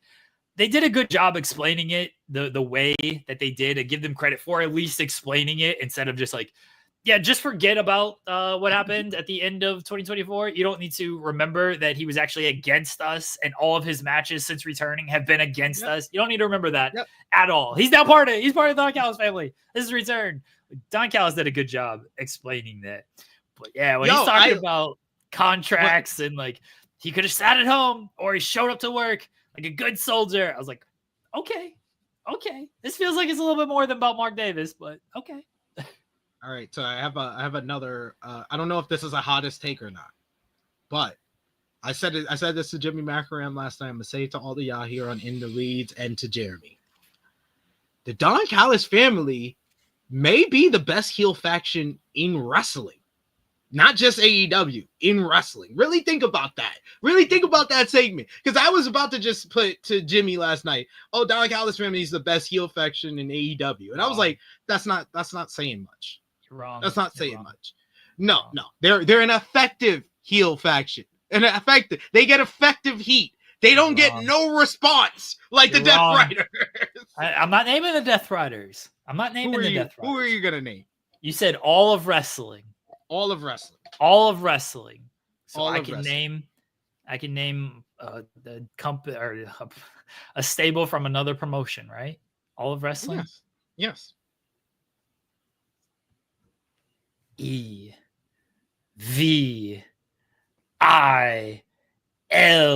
He's not even in the company. He's not even in the company. He's not even in the company. I don't care. He's not even in the company. What are you talking about? Look at you. Look at you with your outdated slang. With your outdated slang out here. He's trying to do gang signs and they expired about a few months ago. He's not even in the company. I know. He got removed from the roster page and he quit and he said he's not going back to. I know my evil updates. Okay. Evil lore. Yes, I know that there's he may not be with the company anymore, but still House of Torture. That's the correct answer. House of Torture. I had to get my evil pose in there. It's House of Torture. Can't believe this guy. Am I wrong? Wrong? Yes, you're wrong. Effective heel faction. They're very effective. It means they get heat, and they get heat. People pay to want to see them get beat up. No one pays to see House of Torture get beat up. Incorrect. They get people are paying. The tickets are actually moving for Grand Slam. You want to know why? Because people are paying to see Kenny Omega and Will Ospreay whoop Kyle Fletcher and Takeshita's ass. And they know that match is going to be fantastic. And Don Callis gets heat anytime he comes out. Plus, they just added Mark Davis, who had a good match with Ospreay. That jumping power driver. Oh, my God. Oh my God. I was like, this guy is like he's actually 270, unlike Luca. This guy should not be doing that. I will give Don Callis credit in this. For the longest time, all the heat was on Don Callis. The wrestlers were not getting the heat. Don Callis was getting all of the heat. And I didn't really care that Don Callis or the people who he was associated with were getting beat up. Now, the heat is actually on Fletcher and Takeshita, Brian Cage and Lance Archer or whatever. But like now the heat's actually on the wrestlers and not Don Callis. So he's done a great job in that. And AEW's done a great job of actually getting heat on Fletcher and Takeshita and not so much on Don Callis. House of Torture is still the correct answer. It's not. And they tore it up. That matchup with Hounds of Hell, I expected it to be good, but that was great. They like took it to the next level, especially when they had the little two. It was basically like they were having two separate singles matches in this one tag team matchup of the Aussies going at it. Whenever Fletcher and Buddy were in the ring together, they were going like 100 miles per hour, really showing the speed of Buddy and really putting him over before the match with Okada at Grand Slam. And then Brody and Takeshita, them going at it and just beating the bricks out of each other got me excited for them going one-on-one, as well as Takeshita versus Bolton Oleg at New Beginning next Tuesday. I'm ready for that. That should be good too. I give credit of this match as being booked in general because for so often, and this is why I think Dynamite was again a strong show, is there were 2 matches, which feels very rare because it seems like most Dynamites maybe you get one. There were 2 matches where it's like, okay, what's going to be the outcome? I thought this outcome would be Brody King takes the pinfall because you're not going to beat Fletcher and Takeshita before they face Omega and Ospreay. And once they announce Buddy and Okada, it's like, hey, probably not going to beat Buddy before he faces Okada. So, oh, sorry, Brody, you're on the outs here. But before the match was announced, it was like, oh, okay, they're clearly pushing Hounds of Hell. So are they might actually win here. And then, of course, Ricochet and Swerve is like, oh, who's going to win this match? Like having intriguing matches goes a long way sometimes. And they had intriguing matches on this show. But yeah, Buddy, I hope Buddy and Brody get a sustained push coming out of this. I assume Buddy's going to lose to Okada in Australia. That might be that's going to be the Australia loss. I think Kyle Fletcher's going to win. I think Kyle Fletcher is actually going to win that match. Really? Yeah. I don't see that happening because I think that they're probably going to give Kenny Omega his first big singles match at Revolution on pay-per-view. And I believe it's going to be against one of the 3 guys he's in this match against. So I think that him and Ospreay are going to win, and we could possibly get Ospreay Omega 3 at Revolution to determine the number 1 contender if they're smart. Okay. I think Fletcher's going to win, and I think it's going to set up him and Omega at Revolution. That's my call on there. And maybe Ospreay and Takeshita run it back a year later. I wouldn't mind that. Yeah, for the international championship. So that's my prediction coming out of Grand Slam Australia. Yeah, the whole Grand Slam Australia though, man, it's a big. We're quite into this podcast. It's a clusterfuck. Like it's embarrassing, and the whole thing is embarrassing. Like for AEW because, okay, like it's one thing. Maybe you didn't say it was going to be a pay-per-view, but obviously you thought it was going to be a bigger show than what you originally had because you were doing it in a stadium. So then you move to an arena. The smart move when after that is with this whole pay-per-view. I understand, WBD wanted to be a part of this big weekend, this big Saturday on TNT. That's all fine and dandy. But you're saying this is like a TV special. You're saying you originally said this was a Max special. So why is it not being aired live on Max?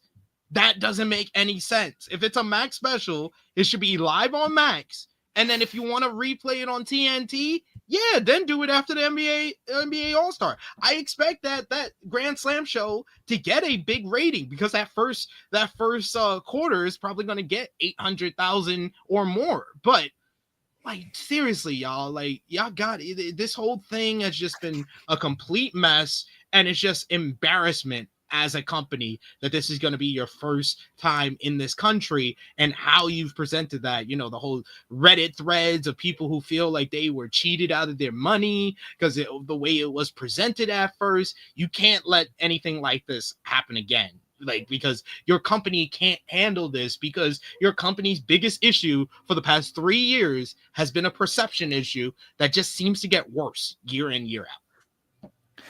The Grand Slam Australia thing, I think it was going to be a Max special. I think it was going to be a Max special, and then something happened, and it wasn't. Obviously, it was planned to be a bigger show, and they can say it was always supposed to be a TV special. People could say, oh, it wasn't supposed to be. It was Grand Slam. Grand Slam was always a TV special, which is correct. Grand Slam has always been a TV special. I didn't think it was ever going to be like a pay-per-view type of thing. When you go to an arena, when you announce an arena, people are just going to have the expectation, which I think is correct. If you're going to announce an arena, you should have an expectation that it's going to be a bigger show. The Dynamite Grand Slams, technically an arena, those are typically bigger episodes of Dynamite. They typically load those things up. Not having an announcement on when it's going to air, incorrectly announcing 8 o'clock when that was never going to be an option with NBA All-Star Saturday was like, they missed on it. And it doesn't help the perception. they're putting together a good card. Hopefully, I don't know if it's going to be feasible. I guess it won't be. I wish they would still air it live on Max, even if it's 3 a.m. in the morning for us in the US. I wish it would still air live on Max. It again doesn't look like that's going to happen, but I feel like that's the biggest miss is just if you can I agree with you. Air it live on Max, and then if people still want to watch the taped version on TNT after All-Star Saturday, okay, more power to them. But I don't know if why you couldn't do it live on Max. Clearly they can't, or if they can, they just haven't announced it. Yeah, it just doesn't make sense, but definitely can't have anything like this happen again in regards to, especially when you're visiting a new market. It's just not a good look as perception wise for a company that's struggling as far as perception. But I expect the tag team matchup to deliver big time. I thought Kenny Omega's promo was really good. And he really didn't have anything to say, but Kenny Omega's just in his zone right now where he just went out there to promote the matchup, tell us when it's happening, and it was a good promo. It's just Kenny Omega and Will Ospreay right now can do no wrong for AEW unless they're just getting beat up on a show full of heel beatdowns. That's the only thing that they can do wrong at this point for AEW. They have a lot of goodwill, but like I was saying, I think the big benefit to last night's show was the things that are usually not good were good last night. And the last one that I wanted to mention was the Jericho appreciation. The Learning Tree. The Learning Tree and their New York Minute, which I enjoy almost all the New York Minutes, especially when they're longer than a minute, because I feel like that's ironically hilarious. But no, you want to know what's more ironically hilarious, Jeremy? The New York Minute banner being up for the entire brawl. Oh, yeah. Yeah. I was popping. I was like, why is this thing? It's been longer than a minute. It's been 5 minutes. And then Hobbs and Big Bill. Man, it feels like AEW stumbled half backwards into their version of Braun Strowman and Bronson Reed with Hobbs and Bill. Them destroying those poor security guards. I'm like, please just chokeslam him on the apron. When Bill chokeslammed that poor dude on the floor. Oh my God, it sounded like splat. I was like, so good. It was so good. Oh, that was good. And we also had the Guns returning as well. Yes. And which I think is good use of the Guns. There's Guns, we're not going to come back into a very high prominent role. So them being the first challengers for the Hurt Syndicate, I think is a good place for them to start. Plus, you can kind of see putting Wrestling Brain 101 together. You could see this leading to somehow Jay White versus Bobby Lashley, which I'm here for. Yeah, they got to tie back the Guns and Jay White because Jay White said at the top of the show of this relationship with Rated FTR, it's still building. Everything, yeah. We're weeks into this. That's still building. And then when you have the Guns come back later, it's oh, well, if Jay White needs friends against the Death Riders, he's got friends over here. People he's very familiar with. They're still doing the Guns up and everything. Yep. So it feels like you should tie that in at some point. And hopefully they get there. So, but it was good to see the Guns back. They got a big pop too. Good for them. Now they'd probably get killed by the Hurt Syndicate. Overall, though, getting Dynamite, that was a very strong show. The crowd was fantastic. A lot of intriguing stuff coming out of it. A lot of intriguing stuff going into it. And all the segments, we talked a little bit about what we didn't fully love. A few minor misses, but the big stuff hit. I thought all the big stuff hit, and I thought it was a great show going into Saturday's Collision. Hopefully they got something good to follow it up with on Saturday. Yeah, and they don't have competition this week, like the week following. So hopefully they can deliver. And I think the matches that they have announced so far for Collision should make it a pretty good show. And I like the fact that there are some stuff. Collision has Collision-based stories again, where there are certain stories that are only progressing on Collision. The whole Daniel Garcia Shane Taylor Promotions Undisputed Kingdom stuff, the whole Thunder Rosa and Penelope Ford, and they got a match on Saturday. And Kyle Fletcher and Mark Briscoe, if they can come anywhere close to their Continental Classic matchup, that's going to deliver on Saturday as well. They don't have full competition of like, obviously they're not against anything WWE related like they have been the past 2 weeks. NBA is now running on ABC. And do you know what Saturday's game is? Is that the Flex one? No, they did play LA and Indiana on ESPN. That's at 4:00. Okay. That's at okay, cool. Saturdays. That's another thing, going back to our NBA discussion, how things have changed. Because before the trade, people were saying, oh, Luka's going to be back on that game right before All-Star break. Then Luka got traded, and it became, oh, Luka will be back probably next Monday, next Wednesday when they versus the Utah Jazz. Then he does a practice. It's like, Luka's going to be back on Saturday. It's like, yo, this trade has changed like 3 times. The Saturday game at 8:30 on ESPN is two pretty major markets. Boston and New York is the Saturday primetime game. Yeah, so there's some crossover, obviously, between NBA and AEW fans and what they're going to watch. Not nearly as much, obviously, as wrestling fans and watching WWE when WWE is on. So I think Saturday, they'll be up from last week, at least. Oh, if they're down from last week, they got issues because last week was their lowest number in history. So like non-preempted episode. So yeah, if they're down from last week, they got pretty big issues. They should be up. Going back to basketball because our pal Jake Shaw left super chat. Is catching up on the replay from the start. Kyle Kuzma sucks. Trading Middleton makes sense, but literally Kyle Kuzma hated here. Appreciate y'all. Yeah, we talked about that. Like, I understand why they traded Middleton. I don't know if you're going to get much more out of Middleton in this current form with this team.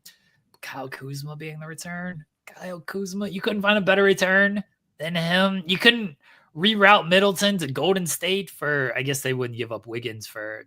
Wiggins would be a better option for Butler than Middleton would be. But yeah, you couldn't get in on the LaVine trade. Somehow the Bulls got nothing for Zach LaVine. You couldn't get in on that. You couldn't get literally anything. Kyle Kuzma. I'm sorry, Jake. You got a championship. I love the way you say Kyle Kuzma. You got a championship, though. So, Khris Middleton helped you win a title. You got to always forever be there. You got a champion back to y'all, man. He got one championship, too. Wheelchair Hulk says, PJ Tucker in a second to Toronto for Davion Mitchell.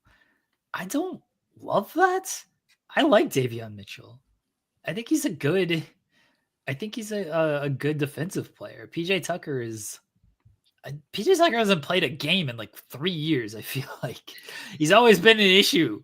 Like he hasn't played. When was the last time PJ Tucker played? I'm being serious. When has PJ Tucker played a basketball game? I feel like he's been out the whole time. Yeah, he has been out for a while. I do know that. I do remember. And he was part of the Heat trade because I don't know what team PJ Tucker played for last. I feel like he's just been traded and hasn't actually played. I don't know if PJ Tucker is going to play another game. The last time PJ Tucker played, by the way, was the 2024 postseason. He played 2 games against Dallas. He hasn't played at all this year. I don't know what team PJ Tucker was allegedly on coming into this. Allegedly on. Was he on the Clippers? And he was part of the Wiggins deal, and then he got sent to Miami, and apparently Miami has now sent him to Toronto for Davion Mitchell. I like that deal for Miami. I like Davion Mitchell. I think that's a nice little trade for them. Yeah. I don't know if PJ Tucker's not gonna play. He's not gonna play for Toronto. Maybe he will. He played in Toronto before. I don't know if he's gonna play for Toronto though, but sure. Toronto, the second round pick is really what matters. PJ Tucker is just salary. That's good. That's a good pick. I like Davion Mitchell. I think he's good. I haven't seen that anywhere Toronto else. Building. It's getting ready for next season. Toronto. Yeah. Oh yeah, I see the deal now. Okay, so yeah, that's a good little pickup for Miami getting Davion Mitchell. Yeah, Toronto, Brandon Ingram, sure. Toronto's got bigger problems. They got Chet Holmgren problems tomorrow. Chet is back. Again, if you missed it, the biggest trade of the season, the biggest trade of all time, maybe, the Oklahoma City Thunder added a two-way stalwart, 7-1, two-way monster, score from all three areas, one of the best rim protectors in the league, a number 3 overall pick. They added him for nothing. A roster spot is all they had to give up to get Chet Holmgren. Bigger than the Luka deal, bigger than the De'Aaron Fox deal, bigger than the Jimmy Butler deal. Chet Holmgren back tomorrow against the Toronto Raptors. Okay. Am I wrong? Okay, sir. Okay. All right. Did y'all lost last night or y'all won? Nah, we won. We dominated the I don't even remember who we played. They were so trash. It was the Suns. You played Phoenix. Yeah. The Suns were up. The Suns were up like 62-60 at the half because they shot lights out from 3. They were like 60% from 3 in the first half. It's like, that's not sustainable. Spoiler alert, it was not sustainable. OKC was up by 13. Shea was on fire in the first half, so I knew we scored 53 times now in the last like 2 weeks. Yeah, OKC was down 2 entering the second half. They were up 13 4 minutes into the second half. I went to the bathroom as the second half started, and by the time I got done taking a piss, all of a sudden OKC was up. I had a long piss, everybody. By the time I was done, I was brushing my teeth and stuff too. But OKC just came out and ran them out off the floor in the second half. So we won last night. We won. It was a good victory. Nice little victory. Now making the big trade this morning. Chet Holmgren back, baby. Chet back. Trade? Like, what are you talking about? Technically a trade. I mean, no, it's you not. can make it a trade. How? What do you mean? How, Sway? How? I just told you. We traded a roster spot for him. We traded a spot on the bench for a healthy player. It's a trade.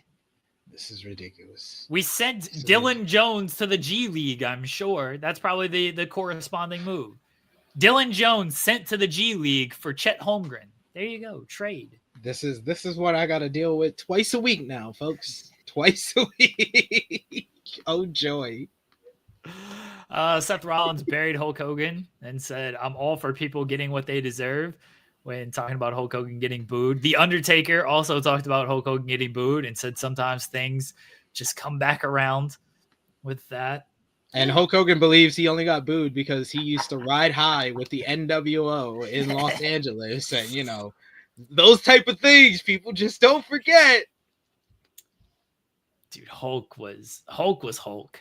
In that interview, man. Hulk was hulking in that interview. That's for sure. Like, I'm gonna make this very clear. Fuck Hulk Hogan, okay? Yes. Can't make that any more clear than that. A fascinating interview. Fascinating the stories that this man tells. As someone who can just listen to these interviews and likes getting stories from stuff, I'll listen to that man talk all day long. He's a terrible human being. He's a racist. He said it himself. He's a racist. But as someone who covers a lot of professional wrestling interviews, I'll listen to that man talk because he's going to give me some material. He tells this story every single time. He has like very go-to stories. The 2 go-to stories that he always has is like, I didn't know I was going to beat Andre until we were out there. Yes. And he's like, oh, brother. All right, you're going over, brother. I was like, okay, sure. He whispers in my ear. Yeah. Give me this. The other one is like, I made up with Macho before he died. Like, did you? Did not. Did no, you? Did not, sir. You were the only person who knew about this? It's like, yeah, I made up with him. We were at the doctor's office and he came in. I was like, oh, Mach, you looking good, brother. You're looking good. He's like, oh, Hulk, I appreciate you, brother. We made up. Like, and it's always, he says sorry to me. And like, stop it. He didn't mean that be a man track. He never meant that. He never meant a damn thing. He tells the Brett story. He's like, I love Brett. Brett's cool as hell. He hates me. He hates everybody, though. The newest wrinkle he had is he says that him and Brett were backstage at some WWE event. I don't know which one, but he's like, oh, Brett was coming in. I was hanging out with Natty. Natty's cool. Everybody's cool to Hulk. Natty's cool. I shook Brett's hand. I was like, oh, good to see you. Good to see you, Brett. And he's like, oh, good to see you. He's like, I don't even know if he knew it was me. He was just shaking my hand. It's like, and I don't know if he knew it was me. Yeah, that's what he says. That's his legit quote. He's like, I don't think he realized it was me, but he shook my hand and he's like, good to see you too, brother. That was it. Like, oh my God, like he could easily get me confused with some other guy with a freaking handlebar blonde mustache and a bald spot with some blonde hair. Like, I'm recognizable with just about anybody, right? He also on this interview with Pat, he's like, everything's a shoot, brother. Life is a shoot. He's like, this guy's making more money than me. That's a shoot. That's not a work. He's making nobody made more money than Hulk, but I do believe that was his business sense of like, yeah, this guy's making more money than me. Nope. Now I got to make more money than him. That's the shoot. I'm like, all right, sure. Sure. I can't. I got to make more money, brother. He's friends with everybody now. He's like, these guys. I love the new guys. They don't like me for some reason, but I love them. Chris Jericho is one of my best friends. Chris Jericho in WCW. He's like, oh, nobody over 40 should be on television. How old's Chris now? I love Chris. Chris is great. Chris is one of my best friends. How old is he? Talking about 40-year-olds not being able to be on WCW.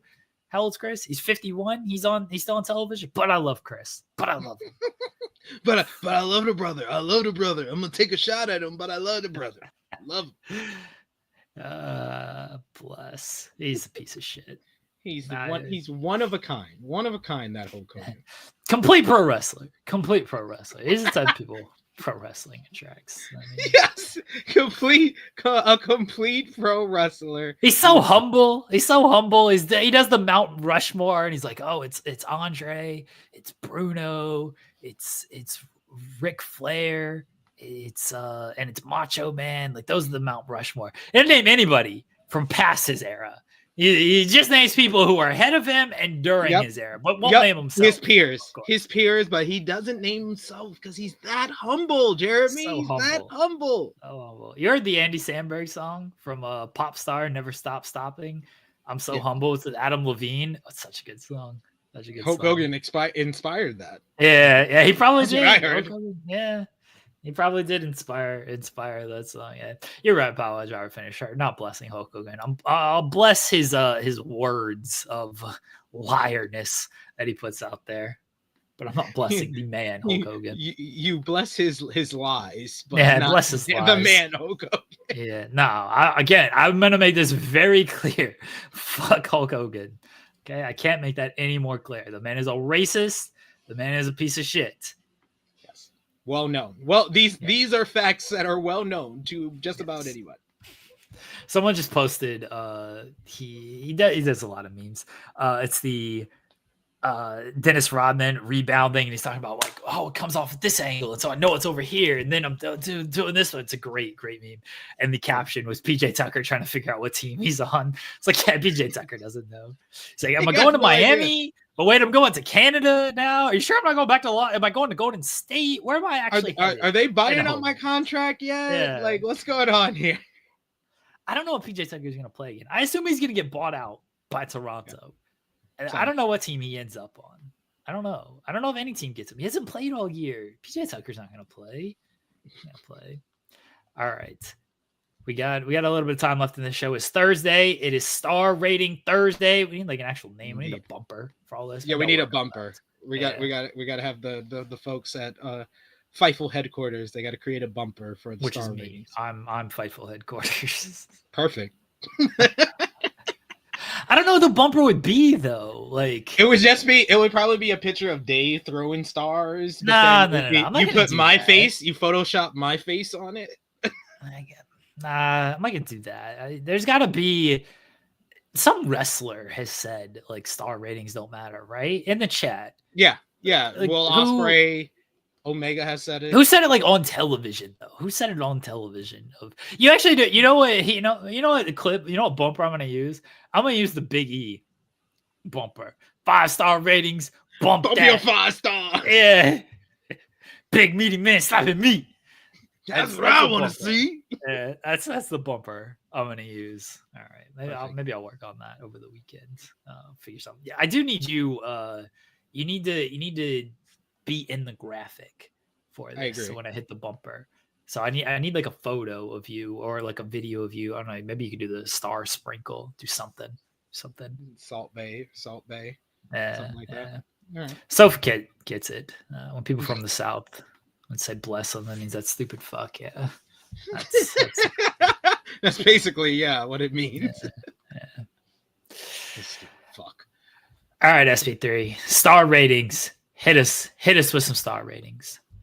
All right. So what do we do? What do you all want? Do you all want just Royal Rumble, or you want the whole month of January? Because I haven't let anything known for my whole month of January. I haven't made a tweet on star ratings for the entire year of 2025 so far. So all right, let's do this. Let's do this because I don't want to do like all your matches.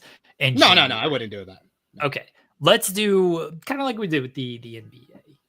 Top 3, bottom 3. All right.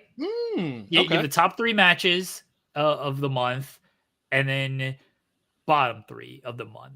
So when we move forward, since we're going to be doing this every Thursday, we'll do top 2 for the week and bottom 2 of the week. But since this is the first time and we have a whole month to kind of recap, we'll do top 3, bottom 3 for the whole month. But since this is a weekly segment, we'll do top 2 of the week, bottom 2 of the week. Does that sound good? Yes. I'm just gonna have to start like really kind of because sometimes if a match is so bad I don't give it a star rating, but now I'm gonna have to. You gotta rate everything, buddy. For the bottom 3. So there you go. All right. You gotta rate everything. All right. So what's your for the month? Top 3, bottom 3.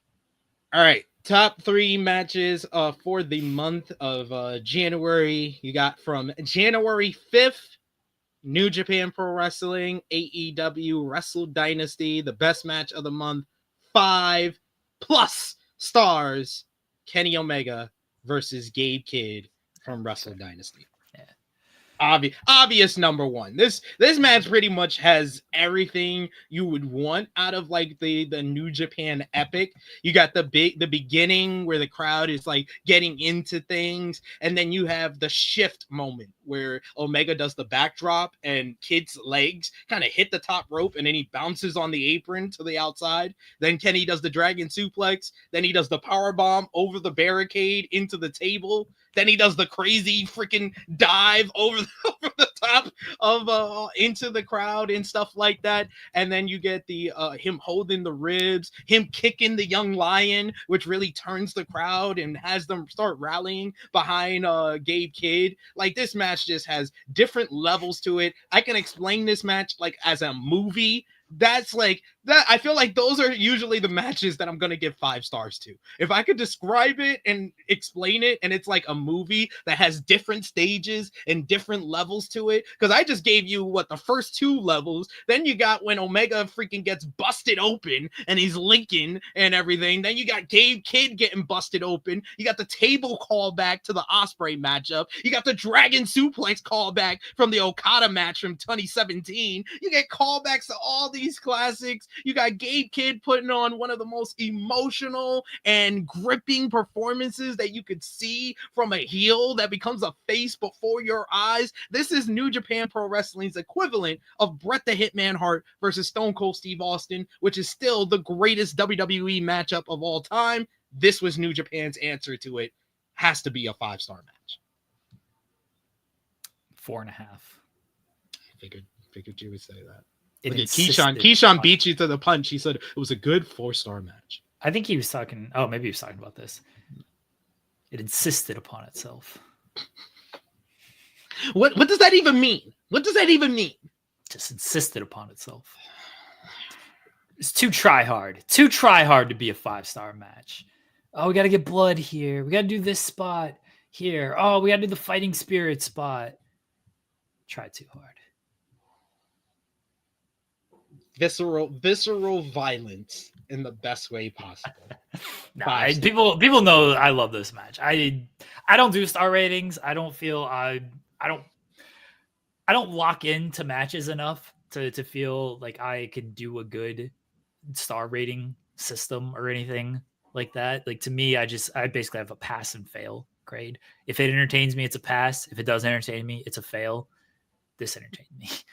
This match is on a different level than, like, I can recognize that this match was on a different level than anything else I've seen thus far this year, and a lot of the things that I've seen in my wrestling fandom. I absolutely love this match. Again, if there's a 5-star match, this is probably one of them.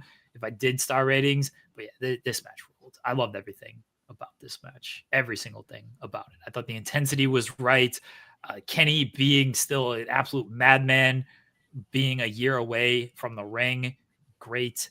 And I do vibe ratings. Fuck star ratings. Vibe. Great matches based vibe on check. vibes. Vibe check. Yeah, that's it. This one passed the vibe check. This match ruled. All right, what's second? Second for the month. So that's 5+ stars. I have nothing in 5 stars yet. There's only been one 5 stars or above match, and it's Kenny Omega versus Gabe Kidd this year. Number 2, I went with Zack Sabre Jr. versus Hechicero from New Japan Pro Wrestling, Battle in the Valley, 4 3/4 stars. I am a huge fan. I'm a huge fan. Power Driver Finisher, he be up on True Hill Heat. He's seen the reviews, so he probably wrote down. He was like, "Sid gave this." Nah, I'm kidding. Nah, Power Driver Finisher, he's a real one. But nah, this was just great technical wrestling, and Hechicero over like the last year has become like one of my like new favorites because I really started watching him and seeing his work during like the Fantastica Mania shows for New Japan Pro Wrestling. But when he started showing up in AEW, that's when I really started appreciating his work. His matchup with Bryan Danielson on Collision might have been the most underrated matchup of 2024 for me because I absolutely love that matchup. His 2 matches with Zack Sabre Jr. last year, I didn't give him either one 5 stars. I know Dave gave the one in Mexico 5 stars. I thought they were both 4 3/4 stars, and this was another one that was just on that level, just unique, innovative submissions going back and forth, and they had a lot to live up to after their last 2 matches, but they somehow were able to do it on a show that had another banger in Gabe Kidd versus Tomohiro Ishii that might be an honorable mention for this month because I gave that like 4.5 stars, but like that could have easily been the match of the night, and it was the first match on the show, but literally the second to last match between Zack and Hechicero I thought was just slightly better. What's number 3? Number 3, we have a tie. I have to mention, get out of here with your ties immediately. Get out of here. Immediate tie. Because I have to mention both of these matches because I feel like both of them deserve some love. I'll break the tie. All right. You tell me what's the better match between these 2 matches, and that will be number 3. So I have both at 4 3/4 stars. Konosuke Takeshita versus Tomohiro Ishii from New Japan Pro Wrestling, AEW's Wrestle Dynasty, January 5th. And Yota Tsuji versus David Finlay from New Japan Pro Wrestling's Wrestle Kingdom 19, 4 3/4 stars. I know by the face, now you understand why I have the really issue in splitting those, because you have the best match from Wrestle Kingdom in the Tsuji and Finlay matchup, and then you got Takeshita in what would have been the best match at Wrestle Kingdom if Kenny Omega didn't return. Like that matchup was a straight up banger. It turned back the clock for Ishii. It was full throttle from the minute go, and it was just so hard hitting and had that Japanese crowd reaction to those hard hitting, beat the hell out of each other matches is unlike anything in pro wrestling. So the Takeshita and Ishii match is definitely worthy of the praise. Near flawless matchup, but Tsuji and Finlay, it felt like this was a matchup going in that felt like, okay, this was Tsuji's big opportunity to have the star-making performance. Instead, we got Finlay having a star-making performance and putting over Tsuji in his biggest win ever. That I feel like both matches are worthy of being in the top 3. Okay. I have two on this. I want to say Finlay and Tsuji because it was more surprising. I figured Takeshita and Ishii would be great because Takeshita rarely misses, and Ishii, when he's not just losing every match on AEW, is very good, and you know what you're getting out of him. Finlay and Tsuji was that match, and I said this a lot about Wrestle Kingdom, of guys, a couple guys got to prove themselves and prove they're ready for certain spots on the card, and Shota fell short. Yota Tsuji did not fall short, and David Finlay really raised his game as well in that match. So I was a little bit more surprised that match was as good as it was. That said, I'm going to give the nod to Takeshita and Ishii because it was shorter. And I appreciate a good, everyone knows my sweet spot, 12 to 18 minutes. Takeshita and Ishii was, 15, if that? Yeah, like 14 probably. Yeah. And Finlay and Tsuji was a little bit longer. It didn't feel very long, mind you. It flew by. It was probably just over 18 minutes, so probably like just missed the window. But that's why I'm going with Takeshi and Ishii. Shorter matches. I love me a good, short, hard-hitting sprint, and that's what this was. So I'm gonna break the tie and put Takeshi and Ishii at number 3. Fair. And Finlay was fantastic all Wrestle Kingdom weekend, though. Oh my God! Just this from the entrance go, like he just came off like an absolute superstar. So I'm hoping New Japan re-signs him because he's my pick to win the New Japan Cup right now. And as far as bottom three, let's go. I have to really think about this because I don't really write these down. But as far as I'm gonna give you my most disappointing matches so far this year. That's probably that's fair. I kind of put you on the spot with the bottom 3, so that's fair. Most disappointing. Okay. So initially, off the top of my head, because you just mentioned it, Zack Sabre Jr. versus Shota Umino from Wrestle Kingdom. That definitely disappointed me, especially because I was leading the pack on the Shota Umino bandwagon, and then he just let me the hell down. Not a great performance. I'm really upset about it. I'm really, really upset about it still to this day. I'm really upset. And then I'm trying to think of like WWE. WWE, I would say. Trying to think of like Raw on Netflix and stuff. Those were all like kind of just like what I expected or what I would have thought. Honestly, I'm gonna say Jacob Fatu versus Braun Strowman. Everyone was really hyped on that matchup heading into Saturday night's main event, and it was very short.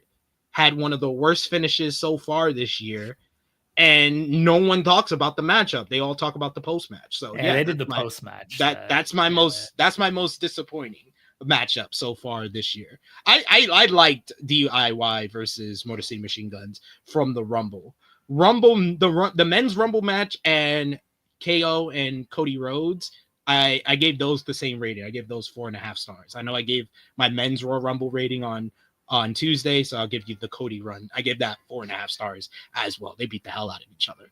And then finally, let's throw an AEW one in there for fun.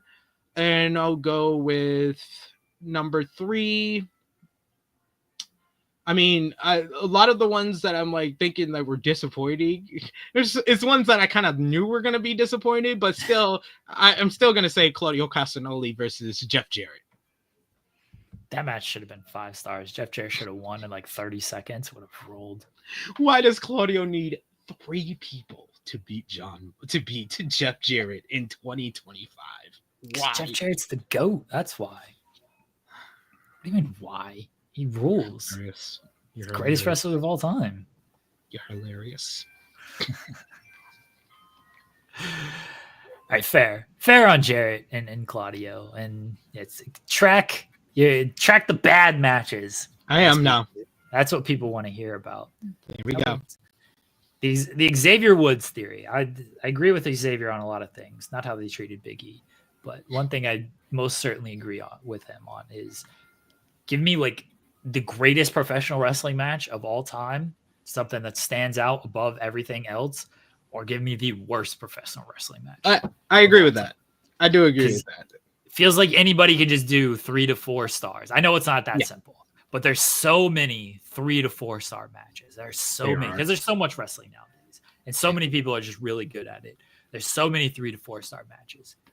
Give me that 1 star, negative star bullshit. That's what I want to see. Or give me stuff like Kenny Omega and Gabe Kidd that exceeds everything, that stands out above everything. That's what we want to see. All right.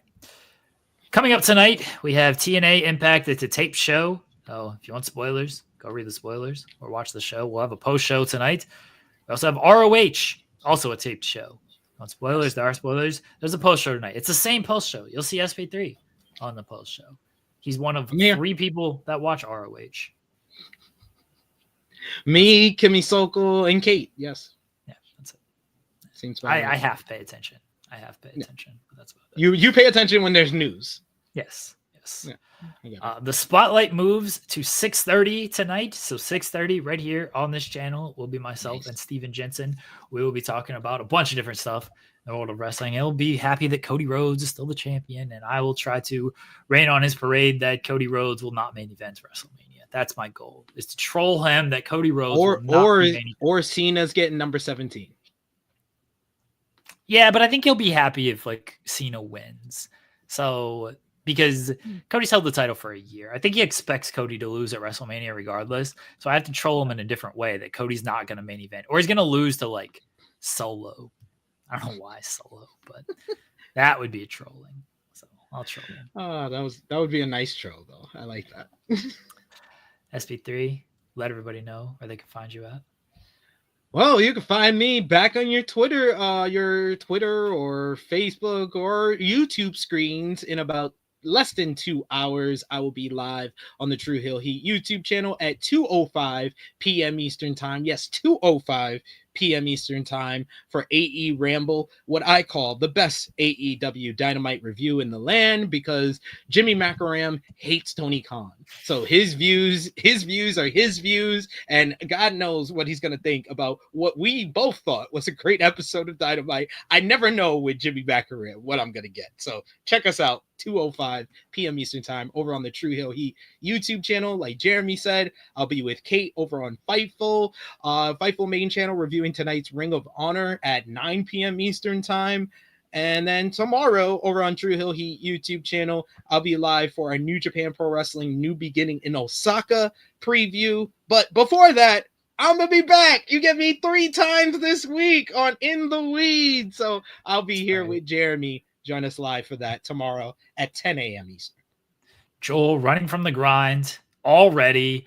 I moved this show to 5 days a week, and he only shows up for 2. Can you believe this, man? 2-show Joel out here. SP3 will be back with me tomorrow. We're scheduled to be joined. I hate promoting guests because anytime I promote, it feels like something happens. But scheduled to be joined tomorrow at 11 by Vinny Pacifico. And to talk about his new movie that he's involved in. He's going to be talking about appearing on a billboard in Times Square, going to the UN. He's been traveling the world, old Vinny Pacifico. So he'll be back on the program tomorrow at 11 with us. SP3 and I will be back talking all the news and the world of pro wrestling. Guys, we appreciate all the love. Again, leave a thumbs up on the video if you haven't. If you're listening on demand on iTunes, leave us a good review, or on Spotify, however you're listening, leave us a good review there. Subscribe to the channel if you have not done that. Till then, I'll be back at 6:30 with Spotlight, and then SP3 and I will be back tomorrow in the weeds every single day, except for weekends. Every single weekday. Monday, Wednesday. I'm so used to saying Monday, Wednesday, Friday. Monday, Tuesday, Wednesday, Thursday, Friday. 10 a.m. Eastern right here. Bye, everybody.